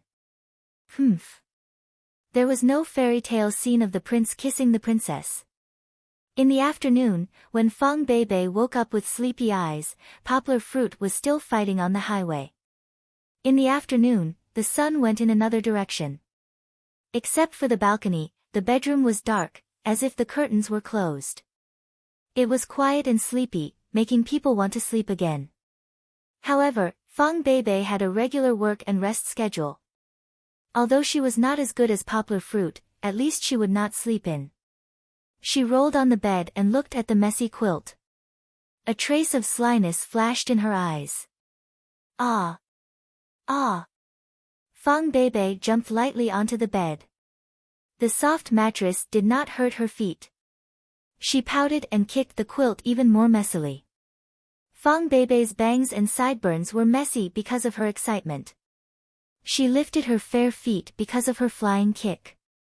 She opened her mouth wide and laughed wantonly because she imagined Poplar Fruit staring in shock at the room that seemed to have gone through a big battle. At this moment, Fong Beibei's image of an obedient girl was completely destroyed. She was just like my daughter who had not grown up. Fong Beibei was very happy to play. Anyway, no one was watching. So what if she was a little willful? However, after a while, Fong Beibei sat down dejectedly. She pouted and was a little unhappy. It was true that uncle came back to Yangqing today, but, would he come here? Fong Beibei counted with her fingers. He had been on the road for 3 days straight. If it were her, the first thing she would do when she got home was to fall asleep on the big bed. As for Poplar Fruit, his home should be that big house. Otherwise, why didn't he move his things here? Fong Beibei patted her pillow and muttered to herself unhappily. When Fong Beibei talked to Poplar Fruit on the phone, she did not ask Poplar Fruit to come directly to the teacher's dormitory. It was only when she heard that Chen Anlin had come to Yangqing and was staying at Poplar Fruit's house that she complained. Fong Beibei was not a long-winded person, but she did not know if Poplar Fruit would remember her request. She had no confidence because Mrs. Fong often scolded her father, saying that men always had bad memories. It doesn't matter if uncle comes back or not. Fong Beibei suddenly jumped up. This time, she did not cause any trouble. Instead, she picked up the small quilt that she had kicked off earlier and folded it carefully. As if possessed, Fong Beibei deftly arranged the pillows and the sheets. Fong Beibei looked at these masterpieces with satisfaction. Then, she turned her head to look at the picture frame on the bookshelf. In the picture frame was a picture of Kiki. She made a funny face and said with a smile, "Kiki, if your papa doesn't come back, I'm going to take this house for myself." She pointed at the air as if Poplar Fruit was standing there. "Uncle, it's not your fault that you don't come back. Then don't blame me for taking advantage of you." Hee hee. Fong Beibei ran to the living room. She found her small school bag and took out the competition book to read. Fong Beibei was very good at mental arithmetic. Occasionally, she would draw a line or two on the draft, but her reading speed was still very fast. In less than 3 hours, she had turned over more than 20 pages. Raising her head, Fong Beibei looked at the sky.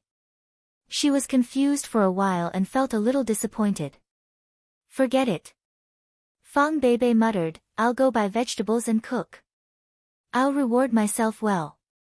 If he doesn't eat, well, it's his loss." After locking the door, Fong Beibei walked to the vegetable market. Along the way, many aunties and uncles greeted her. Because in the past month, she often bought vegetables and cooked for herself. The food at school was really hard to swallow, so the aunties who sold vegetables all recognized this cute girl who also knew how to buy vegetables. "Xiao Fong. Do you have any guests today?" An auntie asked curiously. At this time, Fang Beibei realized that she had bought 2 servings of vegetables. Fang Beibei didn't put it back. Instead, she generously handed it over. She smiled and nodded to the auntie without any explanation. After buying fish, pork, and potatoes, Fang Beibei went back. As she walked, she touched her small belly and lamented, "Hey, why did I buy so much? Do I really want to get fat?"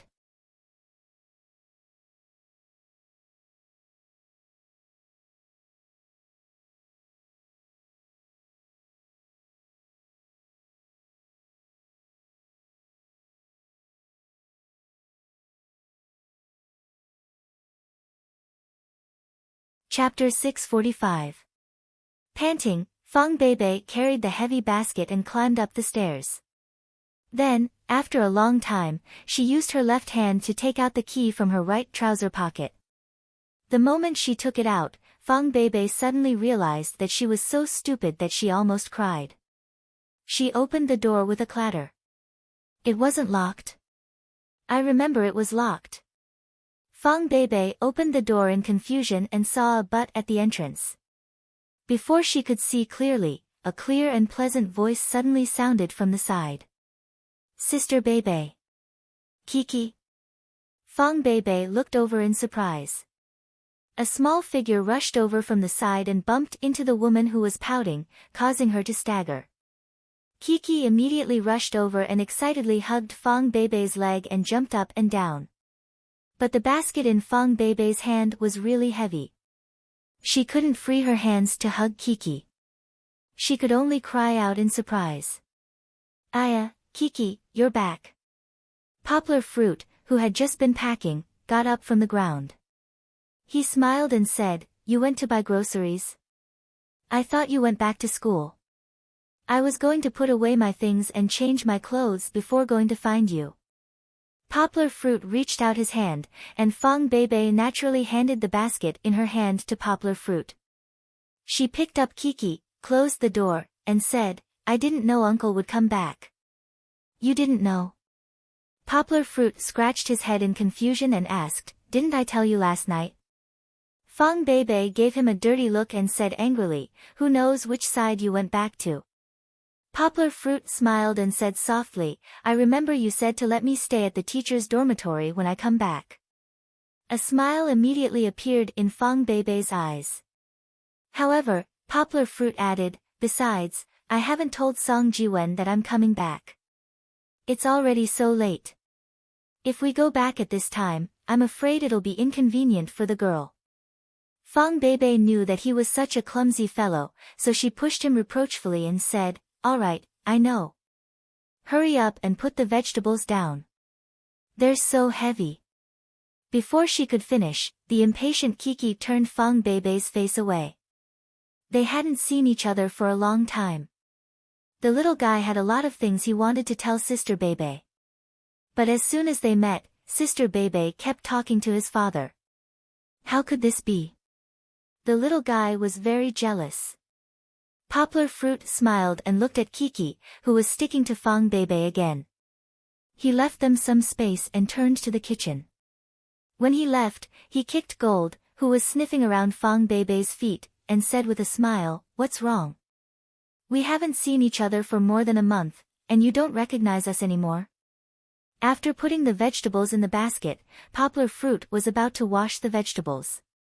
Fang Beibei came up with an apron and said, "Uncle, don't stay in the kitchen." Poplar Fruit was stunned for a while and said, "You want to cook?" "What?"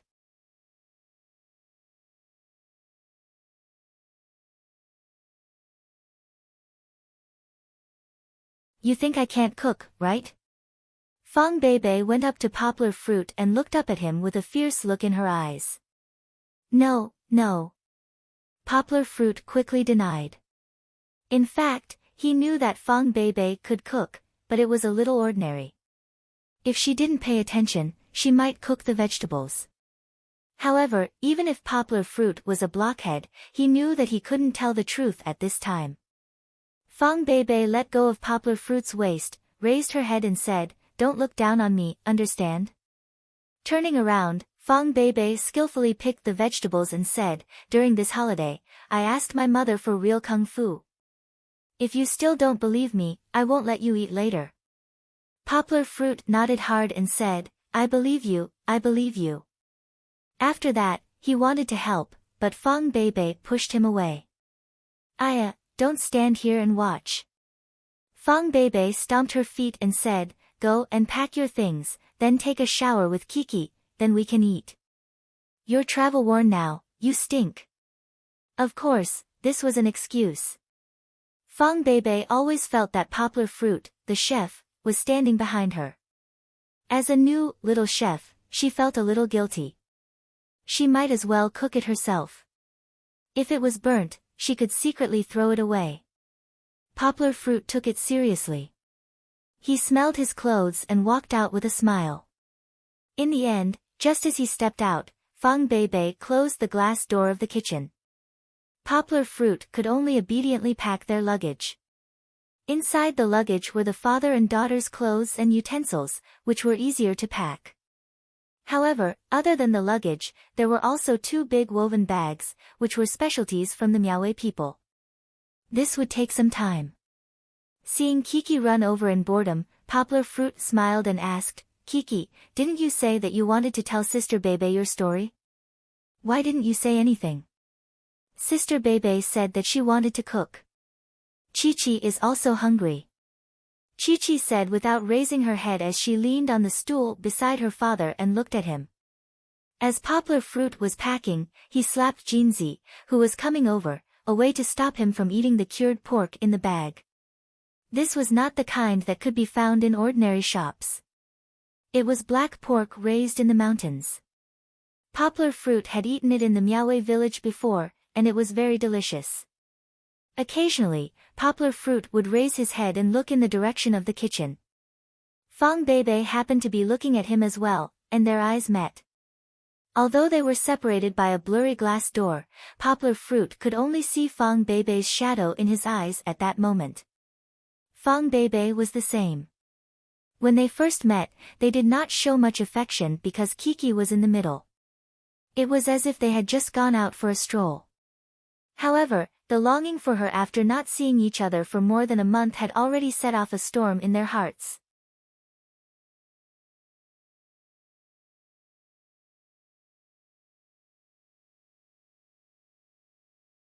Only at that moment, separated by a glass door, did their emotions slowly extend in their eyes. It was as if they had each reached out an invisible hand and touched each other gently in the middle of their eyes. The warmth continued to evaporate under the warm light. The two of them looked at each other for more than 5 minutes, and their necks did not ache at all. Fang Beibei was the first to succumb to Poplar Fruit's passionate gaze. She blinked and turned her head away shyly. Fortunately, Fang Beibei was still washing the vegetables and had not officially started the fire. Otherwise, the vegetables in the pot would have turned into a black lump in these 5 minutes. Fang Beibei fiddled with the vegetables in the basin absent-mindedly. She did not notice that she had washed the piece of Shanghai green no less than 10 times. Other than washing it clean, there were also a few holes in the leaves. Poplar Fruit was still intoxicated by the atmosphere just now. Even if it was just looking at the person he liked, it was still blissful. He had just returned from a long journey and was tiredly packing his luggage. Fang Beibei was busy preparing dinner in the kitchen, and his daughter and the dog were making noise at the side. This feeling was really wonderful. Perhaps, this was called home.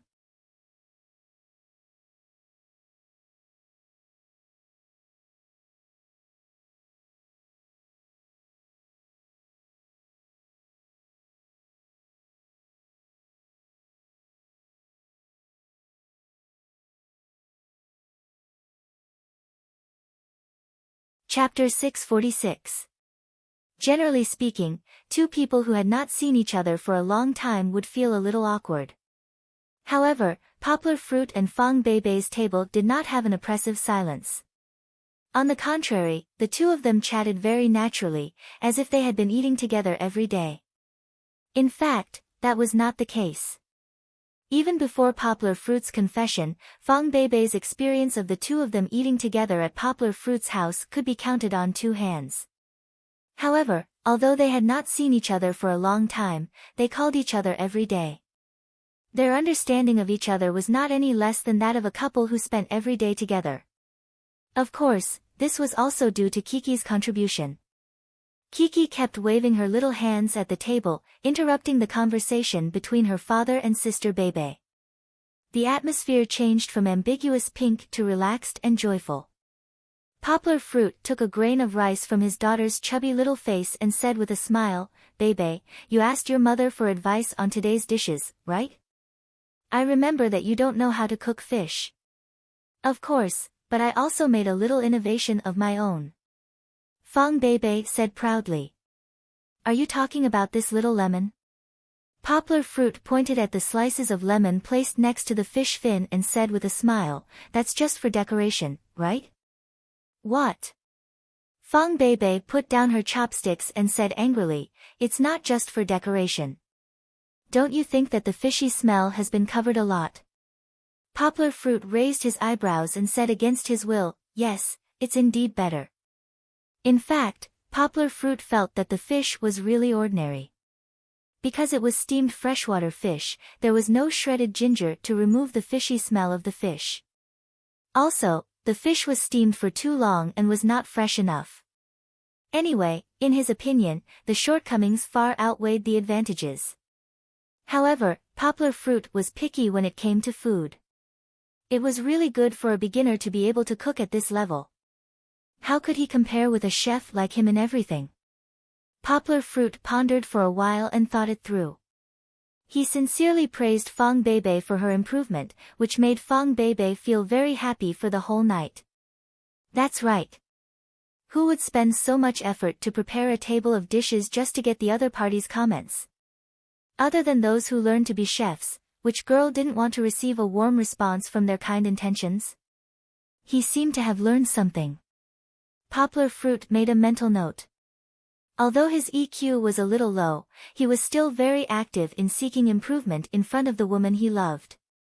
"Uncle, what's your plan for tomorrow?" Fang Beibei gave Kiki a piece of vegetable and asked her to eat it. Then she asked Poplar Fruit. In fact, when Fang Beibei asked this question, she already knew the answer.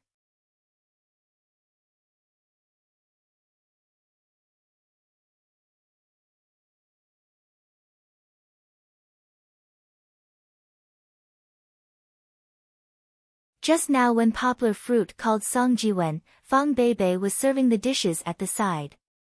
"I'm going back to meet my friends and have a meal." Poplar Fruit said, "By the way, I'll move some clothes over here." Chen Anlin. Fang Beibei was very wary of this name. Poplar Fruit nodded and said honestly, "Mosquito said she's at home and asked her out tomorrow." Fang Beibei didn't say anything. She just looked at him. If she didn't bite her lower lip, how seductive would her pretty face be? Poplar Fruit couldn't resist. He laughed and said, "Actually, I'm not very familiar with her. She also practices Tai Chi, and her Kung Fu is not bad. This time, there's Mosquito." Fang Beibei actually knew Poplar Fruit's character. She also knew that Poplar Fruit wasn't the kind of person who would fall in love with anyone he saw, but she just didn't know. "Why don't you come with us? 2 guys and 2 girls are just right." Seeing Fang Beibei's expression, Poplar Fruit had an idea and said, "I'm not going." Fang Beibei jumped up all of a sudden. She said with a smile, "I won't disturb Uncle from picking up girls." The veins on Poplar Fruit's forehead jumped. If it weren't for Kiki, he would have knocked this guy's head. What was he thinking? Kiki gnawed on the Shanghai green in her hand. Saliva and vegetable juice dripped down, staining her chin and the bib on her chest. She turned her head and looked at her father with her big innocent eyes. She didn't know why her father's aura had changed. Poplar Fruit said helplessly, "What are you thinking? It's really just a meal between friends." "Hey, didn't I bring Kiki with me? What can she do?" "Hoo, you always use Kiki as a cover." Didn't you always rely on Kiki to act cute to trick me into coming over? Fang Bebe ridiculed in her heart. This little girl's skin was very thin. Although she ridiculed, Fang Bebe's heart was actually very sweet. She felt that Poplar Fruit cared about her. After seriously considering Poplar Fruit's suggestion, Fang Bebe shook her head and said awkwardly, "Really, I can't do it tomorrow. I want to discuss the homework with the senior brothers and sisters." After rejecting senior sister Shenhang's suggestion tonight, Fang Bebe felt a little embarrassed. No matter what, she couldn't leave the team tomorrow. There were only 2 days left before the homework was due. If she spent another day with Poplar Fruit outside, senior sister Shenhang would have a problem with it. Fang Bebe also explained the importance of the homework to Poplar Fruit. Poplar Fruit nodded and smiled. "It's okay. You're about to go abroad for a competition. You're not only representing yourself, but also our school and even our country. Do your best." Fang Bebe nodded seriously. Poplar Fruit took care of the dishes while Fang Bebe accompanied Kiki to talk in the living room. As they wiped the water off their hands, they returned to the living room.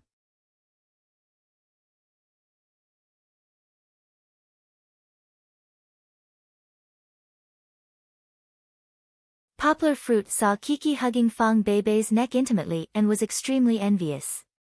Fang Bebe seemed to sense something. She glanced at Poplar Fruit and then followed Poplar Fruit's gaze. She lowered her head and saw Kiki's small hand on her chest. Bang! Fang Bebe's cheeks flushed red. She raised her right hand and gently moved the Lushan's claw away. Then she threw a threatening look at Poplar Fruit. "Uncle, if you dare to say anything, you're dead." At this time, they could only change the topic. Poplar Fruit and Fang Bebe talked about the long-distance education that Poplar Fruit was currently busy with. "If you're not there, what if something goes wrong?" Fang Bebe asked worriedly. "It's not a problem. Uncle Meng will help with the government. Fat Dragon and Kai Si Min are both experts in technology. The people in Meng Village are in charge of the engineering. I won't be able to help much even if I stay there." Poplar Fruit smiled. Fang Bebe nodded in agreement. "Indeed, you can't do it yourself. But what are you in charge of?" Poplar Fruit replied, "In Yangcheng, I'll set up the platform at the other end of our long-distance education. I'll probably rent a house. Then, I'll ask the dean if I can find a few students to form a charity club." "Oh right." Poplar Fruit slapped his thigh and smiled. "The most important thing right now is to buy a computer. I left my computer in Meng Village for Fat Dragon to use." Fat Dragon and Kai Si Min did not bring their own computers over. It was not suitable to use the Comet computer for large-scale programming. The configuration could not keep up. Therefore, Poplar Fruit left the new computer that he bought less than a month ago in Xiong Village.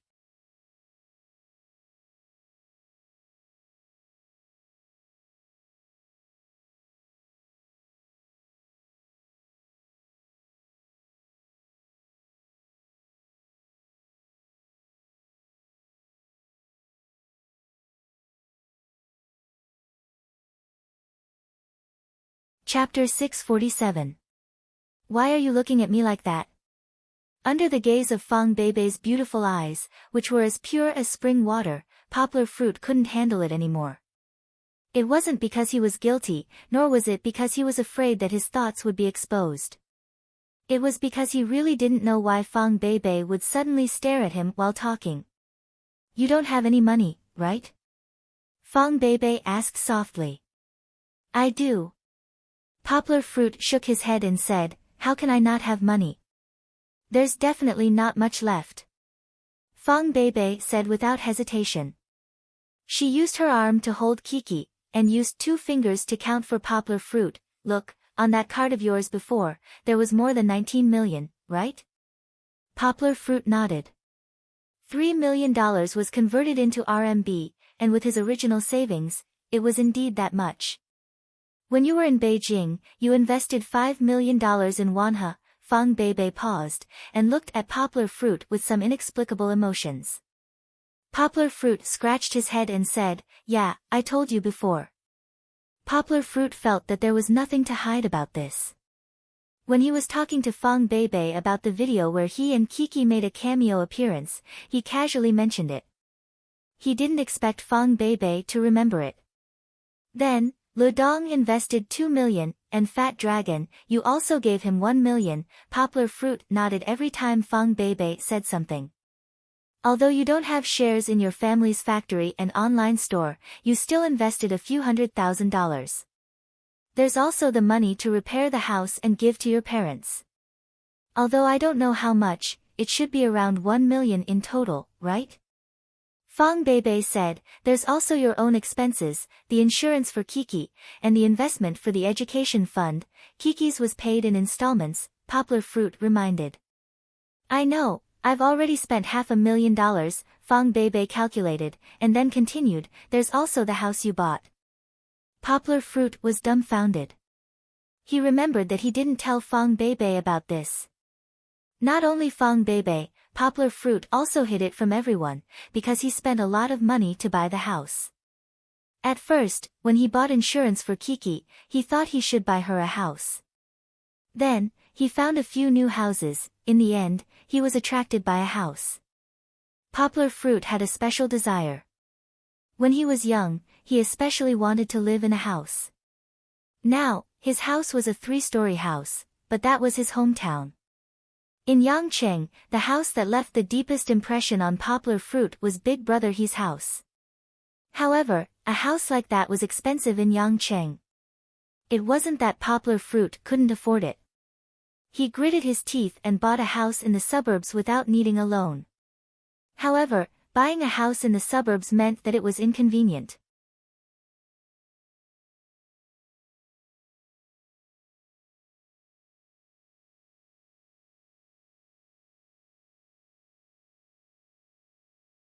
It would take 2 to 3 hours to drive back to school, and that was under the condition that there were no traffic jams. Since a house was unrealistic, Poplar Fruit could only think of a house.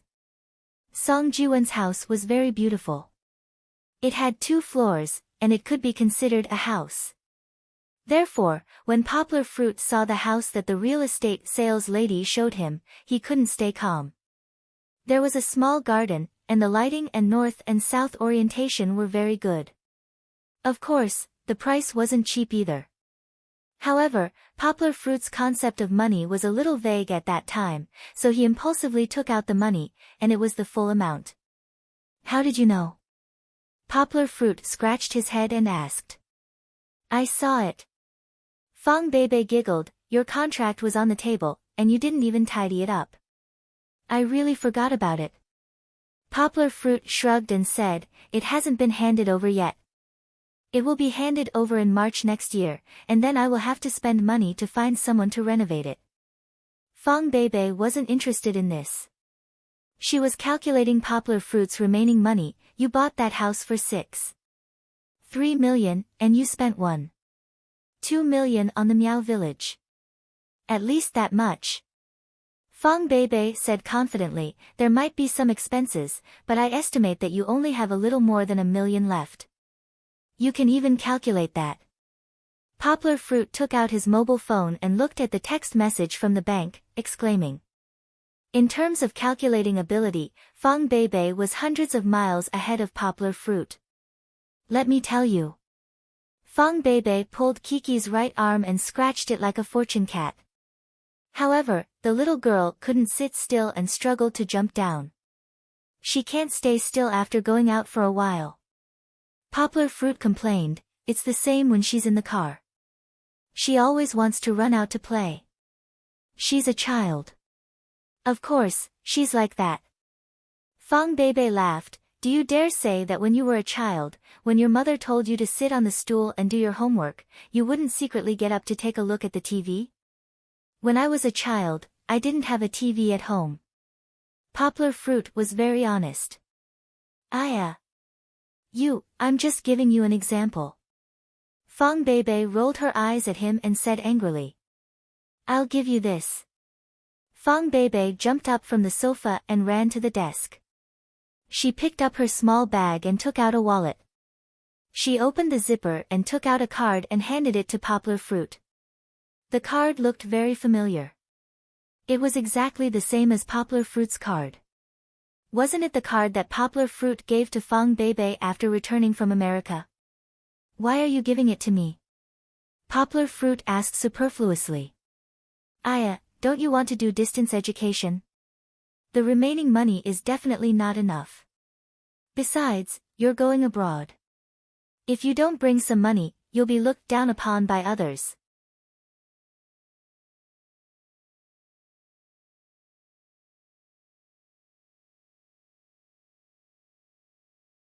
Fang Beibei said generously, after you gave me this card, I haven't used it. No, I don't want it. Poplar Fruit shook his head firmly and said, after 2 months, the money will be earned back. You can keep the money for yourself. You're going abroad too. Buy yourself something you like. How could he take a woman's money? Poplar Fruit was not very traditional. However, in China, even in modern society, men were the ones paying for things. How could a woman give a man a bank card? I don't know how to use this card even if I keep it. Fang Beibei pushed Poplar Fruit and advised him not to be stubborn. Why don't I do something nice for you? Oh right, I'm not asking you to spend it. Fang Beibei waved her small fist. Compared to Poplar Fruit, it was indeed small. She smiled and said, if I find out that you're spending it on alcohol and women, I won't forgive you. It was not a threat at all. Poplar Fruit hesitated for a moment and took it. Then, he took out his own card and put it in Fang Beibei's hand. He said seriously, well, I'll keep it for you. You can use this card. Going abroad always costs money. Fang Beibei did not stand on ceremony with him. She took it graciously. Without wearing slippers, she tiptoed to her small bag and put it away. She looked very happy. Poplar Fruit felt Beibei's trust, which made him feel a little touched. At the same time, he repeated the promise he had just made in his heart. If you don't betray me, I won't betray you. This principle was correct. However, the atmosphere that should have been pink and ambiguous was turned into a solemn ceremony by 2 serious guys. He was drunk.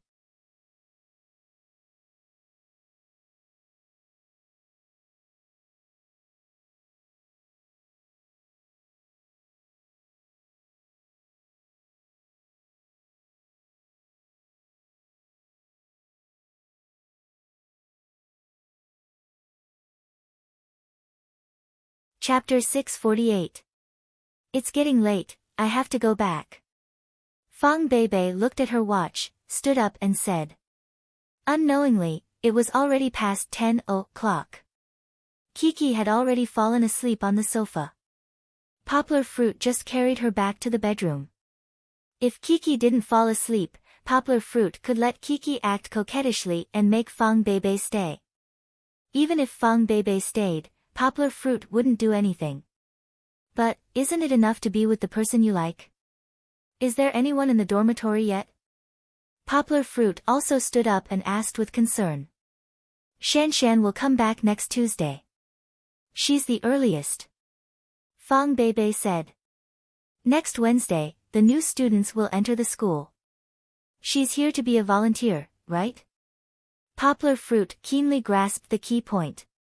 He was an experienced person, but he knew that except for these diligent volunteers, no one would be willing to come early. It's already good to be able to come back on the last day of registration. Fang Beibei nodded. Her eyes turned, looked at Poplar Fruit and said, Uncle, don't tell me you want Shanshan to welcome you? Although you're also a new student, you're more familiar with the school than any of us. You can't bully Shanshan. Why would I? Poplar Fruit laughed, I just think that you're the only one in the dormitory. I'm worried that you'll be scared when you go back. Then what should I do? I can't live here, right? Fang Beibei looked at Poplar Fruit, her long eyelashes flickered on her bright eyes. Avoiding Fang Beibei's sight, Poplar Fruit said shamelessly, "Sure, as long as you don't mind." After saying that, he felt a little frivolous and quickly added, "What I mean is, you can sleep in the bedroom. I'll just make a bed in the living room." "No need," Fang Beibei said with a smile. "I'd better go back. My clothes are still in the dormitory." "Thank you, uncle. I know you're a good person." Poplar Fruit was stunned. He rubbed his index finger with his left thumb. He was given the good guy card just like that. Something's not right. Isn't this the wrong choice of words? Regardless of whether he was right or wrong, Poplar Fruit's confidence collapsed for the time being. "I'm leaving."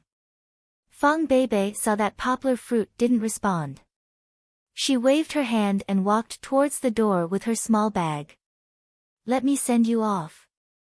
Poplar Fruit was anxious and quickly followed.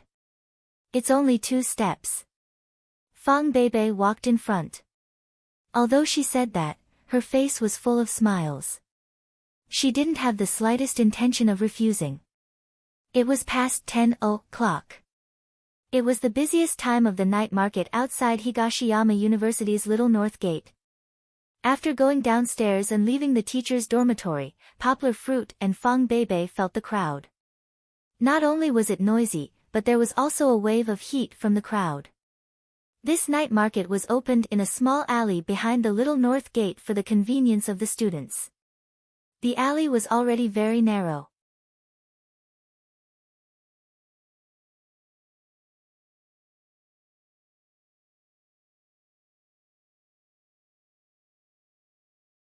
The shops were trying their best to move the chairs outwards. There were also all kinds of mobile stalls in the middle of the road. As a result, some places were so crowded that only 3 people could walk sideways. Poplar Fruit naturally walked in front to open the path for Fang Beibei. Fang Beibei also followed behind Poplar Fruit, tightly holding onto the corner of Poplar Fruit's shirt. However, there were still too many people. At this time, the students who came to the university early in the morning all came here to eat supper.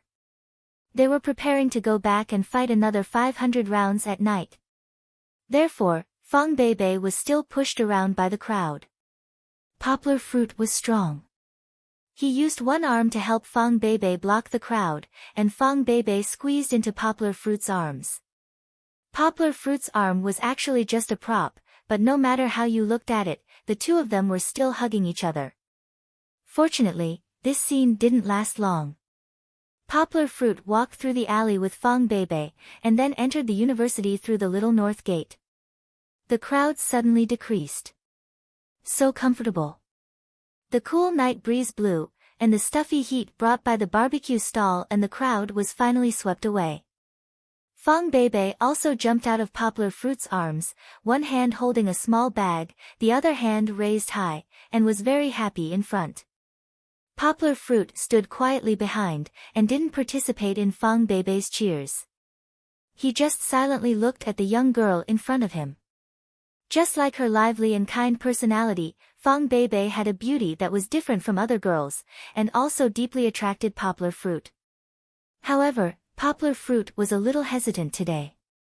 He didn't know why, but maybe it was because of what Fang Beibei just said, "I know you are a good person." Fang Beibei suddenly turned her head and found Poplar Fruit standing alone behind her in a daze. She curiously walked over. Being sensitive, she immediately sensed the oppressive aura around Poplar Fruit. Fang Beibei frowned slightly and asked, "Hey, uncle, what's wrong?" "Oh, nothing. I was just thinking about something." Poplar Fruit was awakened by Fang Beibei's shout. He smiled and recovered his usual amiable smile, and walked over to Fang Beibei. "Nothing, how could it be nothing?" Fang Beibei could see that there was something wrong with the conflicted look on his face just now. In fact, Poplar Fruit was indeed fine. He just had some thoughts, but when he saw Fang Beibei's reflection under the light, Poplar Fruit thought it through. Good things come with setbacks, I can't be impatient. Therefore, Poplar Fruit returned to normal and cheerfully told Fang Beibei about the interesting things that happened on this campus when he was still a student. The more natural poplar fruit acted, the more uneasy Fang Beibei felt. Fang Beibei didn't even listen to what poplar fruit said.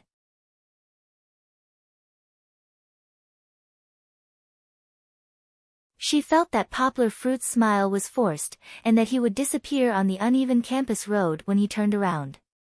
Poplar fruit was overthinking things, and now Fang Beibei was overthinking things. Often, these coincidences would trigger some wonderful chemical reactions. Like now. Fang Beibei bit her lower lip, lowered her head, and followed poplar fruit to the right. What's wrong? Why are you unhappy? Poplar fruit also felt that Fang Beibei's mood wasn't right. He lowered his head and asked softly. Nothing. Fang Beibei reached out her left hand, pulled poplar fruit's right hand over, and hugged it naturally. Poplar fruit's heart suddenly thumped. He wanted to laugh because the happiness in his heart was about to erupt. However, he didn't dare to laugh, afraid that his exaggerated expression would scare Fang Beibei. Poplar fruit's expression was a bit distorted because he didn't control his expression well. However, Fang Beibei didn't raise her head. Her face was flushed red, and she was too embarrassed to raise her head. Let's go. Fang Beibei stomped her feet and pouted. Oh, oh. Overjoyed, Yang Guo's thoughts short-circuited. It was as if she was being dragged by her as she walked towards Fang Beibei's dormitory in a daze.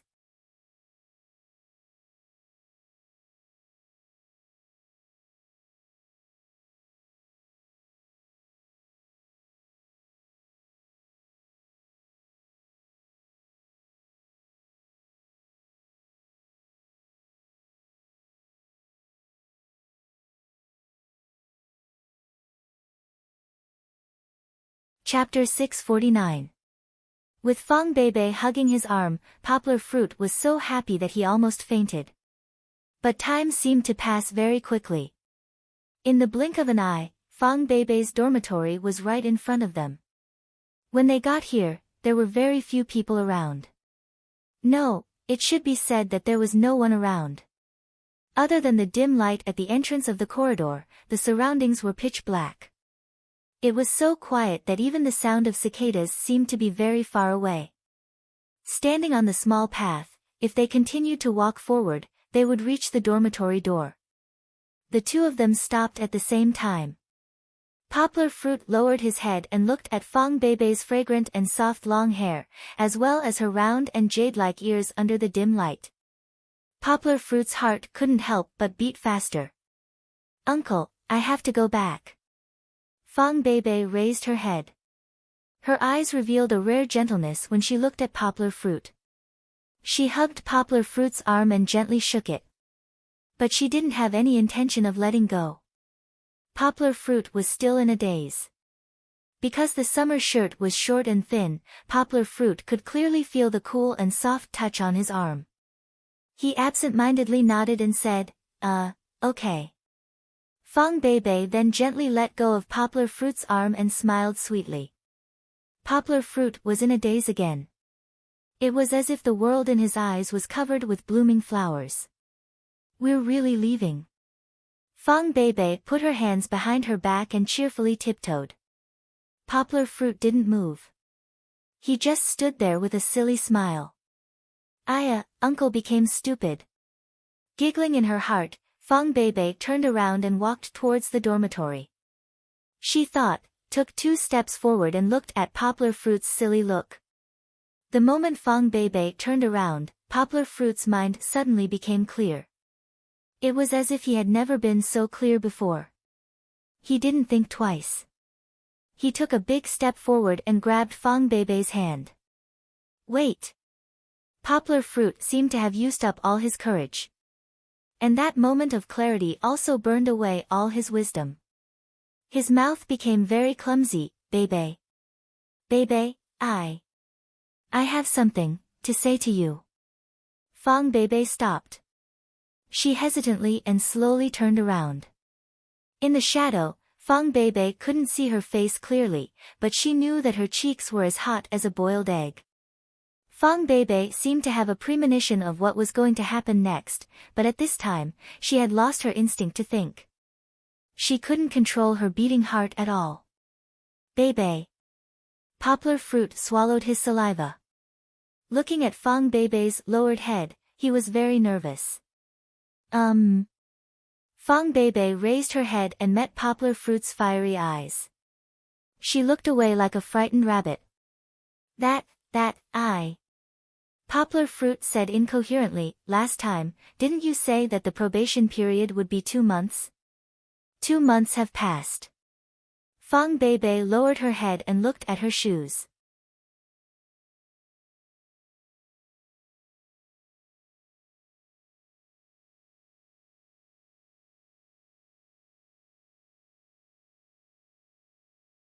Compared with Poplar Fruit's big feet, they seemed to be much smaller. Fang Beibei didn't respond, so Poplar Fruit had to continue. I didn't understand before, but now I understand. I have been thinking about it every day for the past 2 months, and I finally understand that I like you. The one I like is you. It has nothing to do with Kiki. No, I also like you very much when you are with Kiki. It's just that the more important reason is that I like you, and I like being with you. Poplar Fruit stuttered. His words were a mess, and he couldn't find any logic at all. This confession was far worse than the one 2 months ago. Poplar Fruit wanted to slap himself twice. He didn't prepare anything and spoke so rashly. However, he still had to finish what he wanted to say. Poplar Fruit lowered his voice, as if he was afraid that he would disturb the beauty if he spoke too loudly. Beibei, I have already thought it through. I like you. Now, can you? Are you willing to be my girlfriend now? Fang Beibei lowered her head, so Poplar Fruit couldn't see her expression clearly. However, after he finished speaking, Fang Beibei still didn't move and didn't respond. Poplar Fruit only felt that his heart gradually sank from the anxiety of anticipation to the bitterness of disappointment. Am I too anxious? Poplar Fruit began to reflect on himself. It seemed like. Poplar Fruit recalled what Fang Beibei had said before he came out. Uncle, I know that you are a good person. Maybe she still wasn't ready to accept him. Poplar Fruit felt a little bitter in his mouth. However, looking at Fang Beibei's thin shoulders, Poplar Fruit's heart floated again, as if the soft part of his heart had been touched. Okay. Fang Beibei's left hand, which was held by Poplar Fruit, moved slightly. Her other soft hand also closed, holding Poplar Fruit's fingers and playing with them like a child. It's okay. It's okay if you refuse. Don't feel burdened. I haven't done well enough. I will continue to work hard. Poplar Fruit was immersed in his own reflection, so he didn't pay attention to Fang Beibei's words. As soon as Fang Beibei spoke, Poplar Fruit comforted her as if it was a conditioned reflex. The more Fang Beibei listened, the more she felt that something was amiss. She raised her head, and the shy look on her face disappeared without a trace. She pinched Yang Guo's finger with her right hand, interrupting his nagging. She said angrily, Hey, what are you talking about? Huh? Poplar Fruit blinked, and didn't respond. However, in the end, he still had the gift of photographic memory. Yang Guo slightly retraced his memory. His mouth was wide open, and he looked at Fang Beibei in disbelief. Her cheeks were flushed, and she was especially charming. You're saying that you've agreed? Poplar Fruit's heart beat violently again. There was a kind of ecstasy that seemed to erupt from the deepest part of his heart, rushing all the way to the top of his head. If you didn't hear it, then forget it. Fang Beibei said angrily. However, her tone betrayed her expression. That light tone didn't sound like she was angry at all. Instead, it sounded like she was acting coquettishly with her boyfriend. Fang Beibei's hand was still holding Poplar Fruit's hand. However, the current position was more like she was holding onto Poplar Fruit's big hand, and not being passively held by Poplar Fruit. Poplar Fruit's big hand moved slightly, and with just a pinch of his fingers, Fang Beibei's petite hand was completely held in his own palm. His thick big palm clenched and held tightly. Of course, Poplar Fruit still paid attention to his own strength, and didn't let Fong Beibei feel any discomfort. How could that be? I heard it, of course I heard it. You can't go back on your words. Poplar Fruit lowered his head to look at Fong Beibei, and said with a grin. Uncle, are you especially happy, especially proud? Fong Beibei pulled her hand out, tiptoed, and suddenly grabbed Poplar Fruit's ear, and said with a pout. Poplar Fruit didn't dodge, although Fong Beibei's speed wasn't fast at all in his eyes. He let Fong Beibei grab onto his ear, and then looked at Fong Beibei in a daze. Fong Beibei wasn't as tall as Poplar Fruit even when she tiptoed, so it was a little difficult for her to grab onto Poplar Fruit's ear. The distance between the two was a little close. From Poplar Fruit's angle, he could see Fong Beibei's soft little mouth.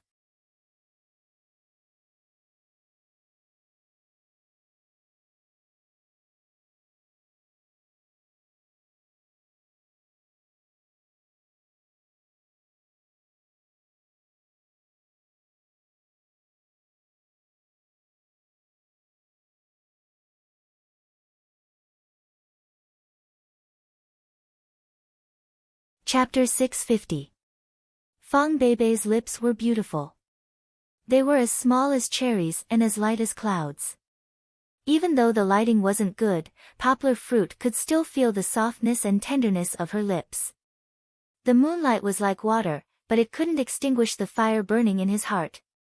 A beauty was like a flower, in full bloom. May you be happy, may you adore, may you pluck. Not knowing where the courage came from, Poplar Fruit looked at Fong Beibei's pouting lips and couldn't help but move closer. Fong Beibei was still waiting for Poplar Fruit to refute her words so that they could continue fooling around. In the end, she suddenly realized that Poplar Fruit's face was magnified in her eyes. It was dark, so Fong Beibei couldn't see very clearly. She didn't know what happened to Poplar Fruit, but she was really shocked and subconsciously turned her head. Before she could put down her hands that were grabbing onto Poplar Fruit's ears, Fong Beibei felt a warm touch on her face. A man's lips weren't as soft as a woman's. They were more or less rough, but Fong Beibei didn't notice. What she noticed was that Poplar Fruit's long breath moved the fine hairs on her face. It was very itchy and very fleeting. It was enough to make Fong Beibei's mind go blank in an instant. He didn't kiss those cherry lips as he imagined, but Poplar Fruit felt the softness and smoothness of Fong Beibei's cheeks. The most seductive thing was the faint scent of green apples. It was like a fragrance. Hair. Skin. Body. Poplar Fruit couldn't find where the scent came from. In any case, he was a little drunk. Ah! Fong Beibei grabbed Poplar Fruit's ears and forcefully lifted Poplar Fruit's head. Her shy look was very cute. The pain from his ears made Poplar Fruit realize how rash his actions were. Uncle! You really got carried away. Fong Beibei angrily said, You can't be like this. I was wrong, I was wrong. Poplar Fruit honestly admitted his mistake. He lowered his head to make it easier for Fong Beibei to grab him. Luckily I dodged quickly, or else you would have succeeded. I already said you're a weird uncle. Fong Beibei's anger actually only flashed, she wasn't angry. Yes, I was wrong. Poplar Fruit lowered his head and sincerely admitted his mistake. His heart was still hanging. He already did something wrong, he was worried that if he said something wrong again, Fong Beibei would be angry and divorce her new boyfriend. Fong Beibei felt that she used too much strength in her hands. She slightly loosened her grip and helped Poplar Fruit to rub it. She asked with concern, Does it hurt? It doesn't hurt. Poplar Fruit looked up with a smile in his eyes. Don't laugh. Putting down her hand, Fong Beibei unhappily poked Poplar Fruit's waist and said, I haven't punished you yet. Poplar Fruit shamelessly reached out and put Fong Beibei's hand in his palm. He also saw that Fong Beibei was playing around.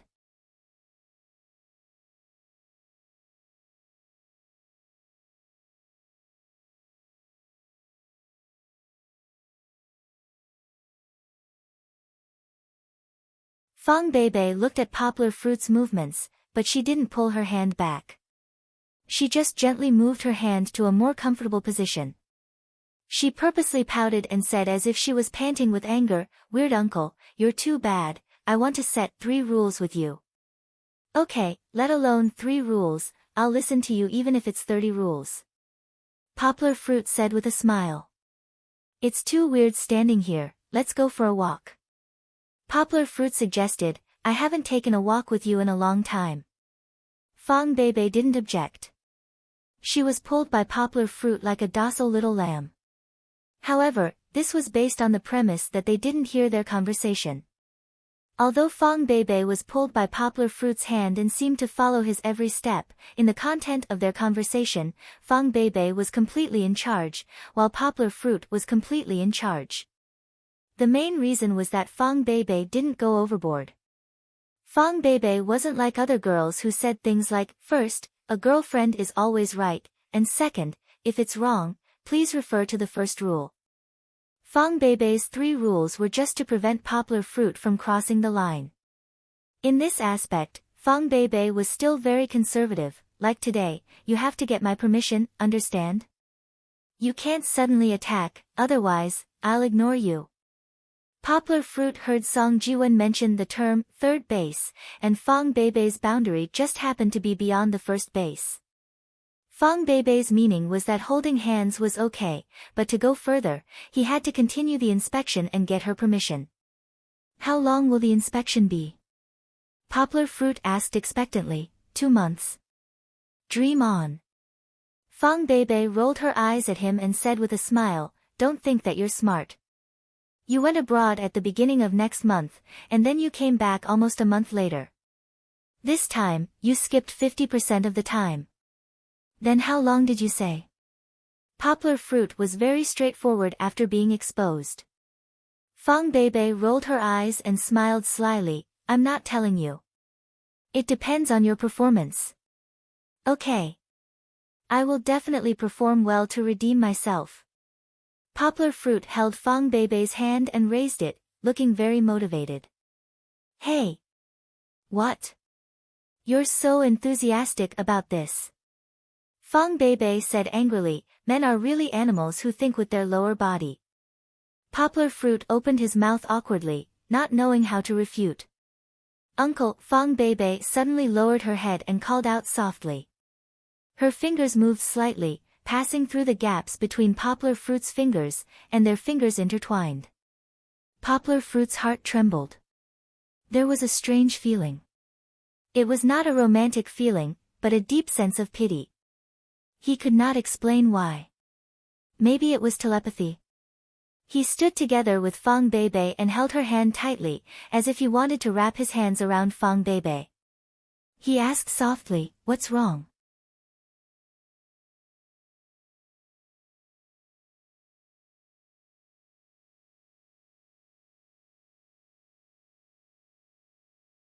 Fang Beibei gently leaned on Poplar Fruit's arm and raised her head. Her eyes were soft, like spring water that had just melted in spring. There was deep affection, but also fluctuating and hesitating emotions. She said softly, "Uncle, I know you're good to me, and I like it very much. But I'm scared." Fang Beibei held up her left hand and looked at their intertwined fingers in front of her eyes. Then she said in a trembling voice, "I'm scared that this is just a beautiful dream. When I wake up, there will be nothing left. You won't leave me, right?" Fang Beibei raised her head and looked at Poplar Fruit again. This time, there was no other expression on her face except for the worry and fear in her heart. He did not know why Fang Beibei felt so insecure. Maybe it was related to her previous relationship. Fang Beibei did not talk about it, and Poplar Fruit did not ask, but Lin Xingshan had mentioned it before. Poplar Fruit really did not care about the past.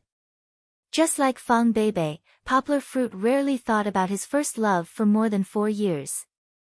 "I will always be by your side," Poplar Fruit said softly as he held Fang Beibei's hand tightly and pulled her into his arms.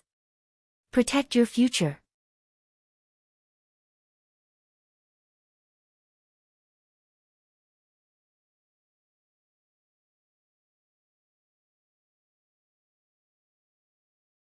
Chapter 651.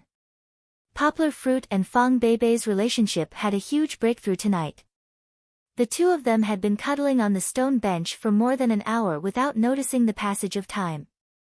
In fact, it was not difficult to understand. Poplar Fruit and Fang Beibei had reached this point naturally. Long before Poplar Fruit's first confession, the relationship between the two of them had not stopped at the stage of friends. Even when Poplar Fruit's confession was rejected, it was because of Poplar Fruit's low EQ and Fang Beibei's lack of security. If it had been a boy without children or a normal girl, they would have been able to get along with each other for a few months. They would have already succeeded in holding hands. After that, it was the 2-month probation period that Fang Beibei had mentioned. At first, it was not called a probation period. Fang Beibei wanted Poplar Fruit and herself to be separated for a period of time. They would both calm down and seriously consider whether they really liked each other. Of course, the effect was not obvious. First of all, Poplar Fruit liked Fang Beibei. This kind of liking had a certain relationship with Kiki, but it was not because of Kiki. When he first met Fang Beibei, it was because of a rush of excitement. When they met again at the stray dog rescue station, Poplar Fruit remembered Fang Beibei's kindness in his heart. Although Poplar Fruit was a little confused, causing his first confession to fail, after that, he really understood his own feelings. Therefore, when Poplar Fruit was in Yangcheng, whenever he had the chance, he would find all kinds of excuses to call Fang Beibei. He even used the matter of investing in Ludong to look for her. Fang Beibei did not object. Her feelings for Poplar Fruit were the same. She liked Poplar Fruit, but she was worried that this seemingly beautiful love would die in the future. She was very afraid. She was so afraid that when she saw Poplar Fruit's confession, she was terrified. Since they both liked each other, Fang Beibei had called Poplar Fruit many times in the past 2 months. Sometimes, when the phone bill was almost out, she would charge the money a day in advance for long-distance and roaming calls. Although they did not meet, the relationship between Poplar Fruit and Fang Beibei had continued to warm. It could be said that they were just in name. Even they themselves did not realize that their recognition and familiarity with each other had long surpassed that of an ordinary couple. Fang Beibei's unintentional good person card was the beginning of tonight's big change. She boldly hugged Poplar Fruit's arm was the catalyst for Poplar Fruit's sudden courage. If Poplar Fruit did not suddenly confess, the two of them might still be together. But according to the two's temperament when it came to relationships, it would probably take another 1 or 2 months. Don't forget that Poplar Fruit and Fang Beibei were both going abroad next month.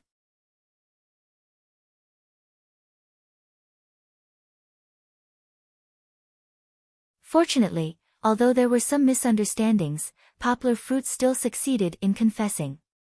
Because of a few months of brewing, the two of them had reached the time to explode. After holding hands, Poplar Fruit and Fang Beibei did not experience the shy process of not knowing how to face each other. They were too familiar with each other and did not need to get used to each other's existence. Just like now, sitting on the stone bench, leaning on each other, talking about each other's daily lives as usual. Of course, it was not like they had skipped the passionate love and directly entered the ordinary companionship. Poplar Fruit and Fang Beibei were a couple. They could hold hands and hug more intimately than before, care for each other more sweetly than before, and talk more sweetly than before. They could even look at each other with their eyes to communicate their love. This was a new experience for Poplar Fruit and Fang Beibei, and they never got tired of it.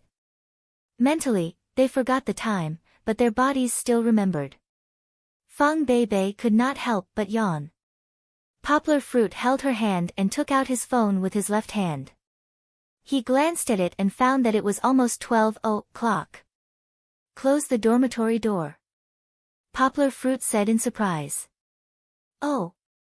Fang Beibei jumped up and pouted. It's so late. What should we do if there's no hot water in the dormitory? Poplar Fruit scratched his head and said, why don't you come to my place to take a bath? Fang Beibei opened her eyes wide and looked at Yang Guo. The corners of her mouth curled up. She giggled and said, "Uncle, are you thinking of something bad again?"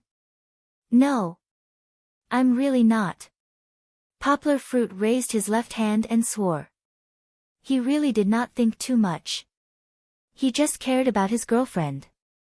Poplar Fruit had dated Lu Yunran before, so he knew that girls were different from boys. Boys could take cold showers even in very cold weather, but girls, most girls, needed hot water to take a bath, especially at the most special time of the month. "If I go to your place to take a bath, I won't be able to come back. The door is closed." Fang Beibei calculated the time and shook her head. "Then you can sleep at my place." Poplar Fruit laughed and said, "I'll sleep on the sofa." "Uncle, you just wanted to kiss me secretly. You've already exposed your naughty nature." Fang Beibei looked at Poplar Fruit with a questioning gaze and said angrily, "Tell me, are you thinking of doing something bad?" "How am I naughty?" Poplar Fruit said anxiously, "Didn't I just promise you? I won't do anything to make you feel uncomfortable. Besides, I just saw that there are not many people in your dormitory." Poplar Fruit said sincerely, "There are only 1 or 2 dormitory rooms on the first floor with lights on. It looks gloomy. I'm worried about you living there. But I'm worried about you if I go to your place." Fang Beibei pouted and muttered. She was also a little moved.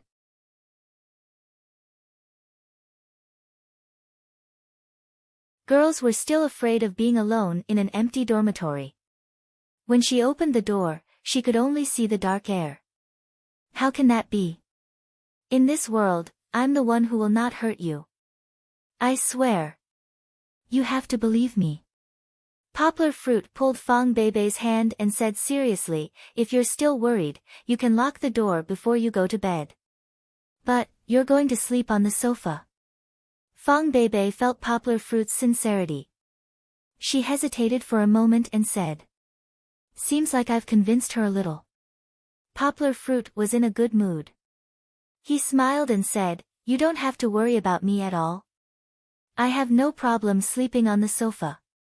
I've lived in such a harsh environment in Guishan for half a month." Fang Beibei looked into Poplar Fruit's eyes. She could only see the depth of the starry sky, without a trace of impurity. Just like his palm, she could not help but want to rely on and trust him. "Don't you have a folding bed over there?" Fang Beibei shook Poplar Fruit's arm and said, "You can move in tomorrow. You don't have to sleep on the sofa anymore." "Huh? What do you mean?" Fang Beibei's thoughts jumped. Poplar Fruit asked in confusion. "You can guess what I mean." Fang Beibei smiled.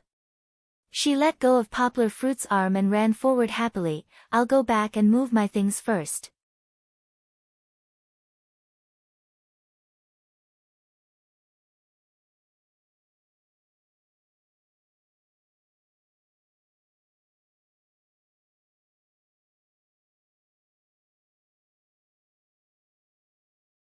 Chapter 652.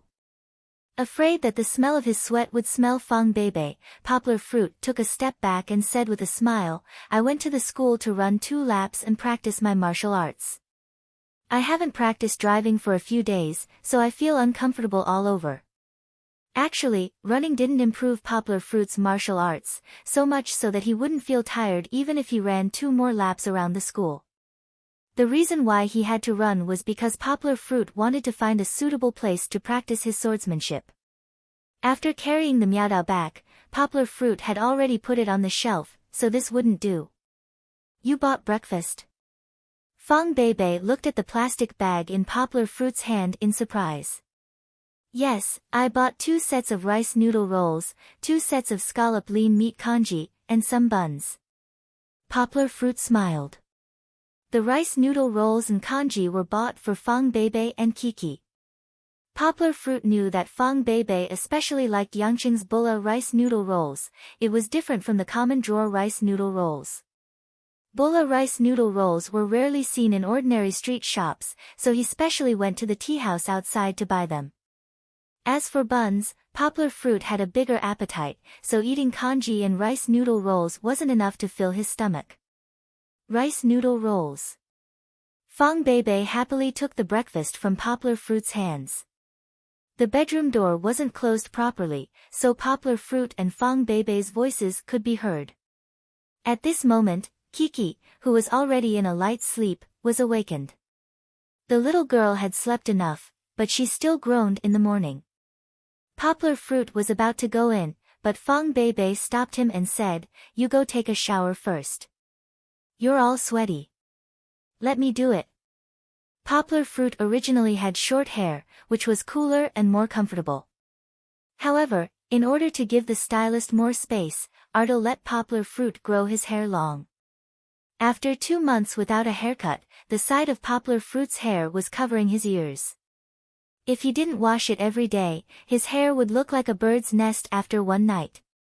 When he came out, Fang Beibei was already sitting at the dining table with Kiki in her arms. The bowls and chopsticks were placed one by one. Kiki had already started eating, and Fang's porridge, the little girl's mouth was full of white rice. "Papa." Kiki wrapped her chest pocket and waved her hands, asking her father to eat breakfast together. "It's so delicious." Kiki tried hard to show an intoxicated look, which made Poplar Fruit laugh happily. Fang Beibei held the restless little girl down and scolded Poplar Fruit with some dissatisfaction. "You're really too much. You took Kiki out to play, but you didn't buy her anything delicious. Look, she ate half a bowl in one go. She's been craving it for a long time." Poplar Fruit smiled bitterly. He also knew that his daughter liked to eat Cantonese breakfast, especially lean pork porridge.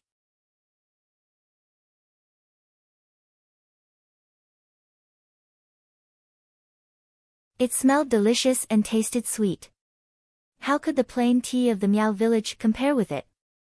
When Poplar Fruit was on the mountain, he usually let Kiki drink milk for breakfast. Now that she was back in Guangdong province, she could eat the familiar delicacies again. Naturally, Kiki was very excited. Kiki's appetite is much bigger than before. Don't underestimate her. Poplar Fruit smiled gently and sat next to her. He stretched out his hand and said, "Let me do it. Hurry up and eat, or the rice noodle rolls will be cold." "What about you?" Fang Beibei carried Kiki to Poplar Fruit. Halfway through, the little girl burped, and she laughed happily. "I can feed her while eating." Poplar Fruit patted Kiki's back gently. He scooped up half a spoon of porridge and fed it to Kiki, whose mouth was wide open. Then he put down the spoon, picked up a meat bun, stuffed it into his mouth, and finished it in a few bites. After breakfast, Fang Beibei received a text message from senior sister Shinhong. After reading it, she said apologetically, "I'm going to discuss my homework with my team members." Poplar Fruit smiled and said, "It just so happens that I'm going out too. Do you want me to send you off?" Fang Beibei pouted and said with a smile, "Yes. Anyway, your car is parked at school." Fang Beibei was changing clothes. Poplar Fruit sorted out some of the specialties he had brought back from Guishan province and was going to bring them to Song Jiwen. Only then did he remember that the specialties he had bought with Song Jiwen before had been sent back. They were probably all with Song Jiwen, and he had to bring them back today. Poplar Fruit was going to take some time to visit a few friends and elders, such as his teacher, Chen Zongdai. He had to tell him what he had gained during this period of time. There was also brother Yang Jingdong, who was going to visit him today. He was injured and didn't go to the Hmong village to play with him. Poplar Fruit planned to bring some local specialties for him to try. Poplar Fruit looked up and saw Fang Beibei, who had changed her clothes. He asked with a smile, "Beibei, do you want to bring some back for uncle and auntie?" Fang Beibei hesitated for a moment, then shook her head and said, "Forget it. They'll ask me all kinds of questions again if I bring them back." Afraid that Poplar Fruit would think too much, Fang Beibei added, "It's not the time to let them know yet. Let's wait a little longer." How could Poplar Fruit bear a grudge because of this? He knew his own family well. Although he had never been married or divorced, having a child was almost the same in a sense. Most Chinese families were very reluctant to let their daughters be a stepmother. Not to mention that Fang Beibei was not confident. If Fang Beibei wanted Poplar Fruit to meet her parents now, Poplar Fruit himself would not be confident either.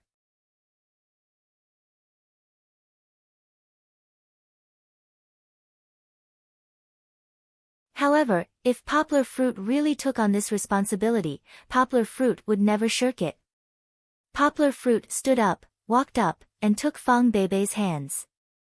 He smiled and comforted her. Well, I know what you mean. Don't worry, we'll take it slowly. I'll face it with you. I want to poop too. Give me Papa, give me. Kiki ran out of nowhere. She was very envious of the way her father and sister Beibei held hands. She jumped up and down, wanting to have a share. Poplar Fruit and Fang Beibei smiled. Fang Beibei let go of Poplar Fruit's hand and picked up Kiki, kissing her and having a lot of fun. Poplar Fruit picked up Fang Beibei's small bag and followed them out. Before closing the door, he kicked back the poor gold that wanted to follow them. They were going to the hospital today, so it was not appropriate to take it with them. Kiki could not stay in the adult's arms for long. After going down the stairs, she struggled to get down and walk by herself. She even walked to the front and wanted to lead the way. Of course, the little girl seemed to have a little lack of sense of direction and needed her father to remind her. Fang Beibei naturally put her arm in Poplar Fruit's arm, and the two walked together intimately. From the back, Fang Beibei looked energetic in a long t-shirt and jeans, while Poplar Fruit was dressed casually. He was so steady that he did not look like a young man. It was a bit out of place, but the two did not care about it at all. When they were about to reach the dormitory, Fang Beibei suddenly asked, "Uncle, will you come back for dinner tonight?" Poplar Fruit looked down at her, and there was a warm smile in his eyes. He said, "Yes, but I'll cook tonight."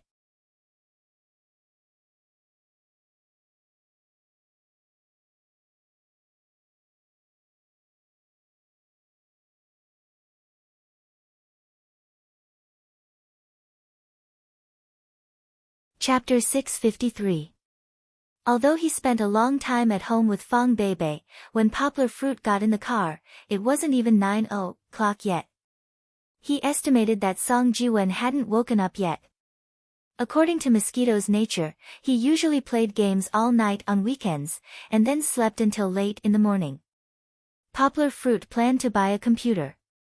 Considering that he had to prepare for the long-distance education, Poplar Fruit originally planned to buy a MacBook and a Windows desktop. The former could be used for himself, and the latter could be used for classes. However, after discussing with Kai Si-min, he decided not to buy the MacBook for the time being. In June, Apple launched a new model, the third-generation MacBook Pro with a Retina screen. The local scalpers had already priced it at a sky-high price. Kai Si-min recommended Poplar Fruit to go abroad to buy it. As for the desktop used for the long-distance education, Kai Si-min couldn't let Poplar Fruit mess around. She sent a list to Poplar Fruit with a lot of detailed equipment names. When these were combined, it could be used as a small server-level workstation. Therefore, Poplar Fruit was ready to drive to the top computer city. Although it wasn't as good as Zhongguancun in Beijing, Poplar Fruit believed that he could still buy the equipment on Kai Si-min's list. However, on the way, Poplar Fruit received a call from Song Jiwen. Lao Gua. It was strange. Song Jiwen's voice was very clear.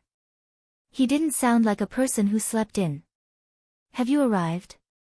No, I'm going to the top of the hill to buy a computer. Poplar Fruit laughed.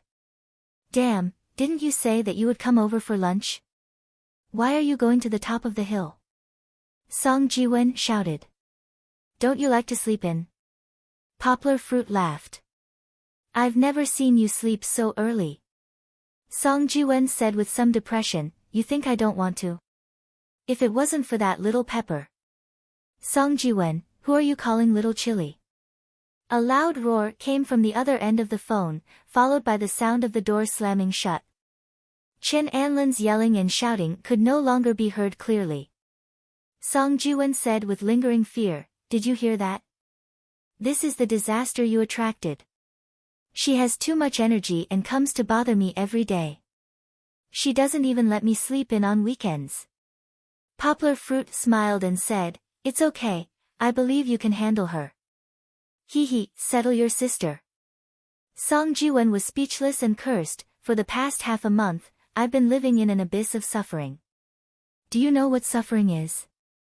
Hurry up and take this annoying little chili away from me. Song Jiwen said with deep resentment, not allowing anyone to refute. What about my computer? Poplar Fruit asked. Fuck, if you're in a hurry, you can use my old computer first. Song Jiwen said. If you go to the top of the hill now, you won't be able to make it back by noon.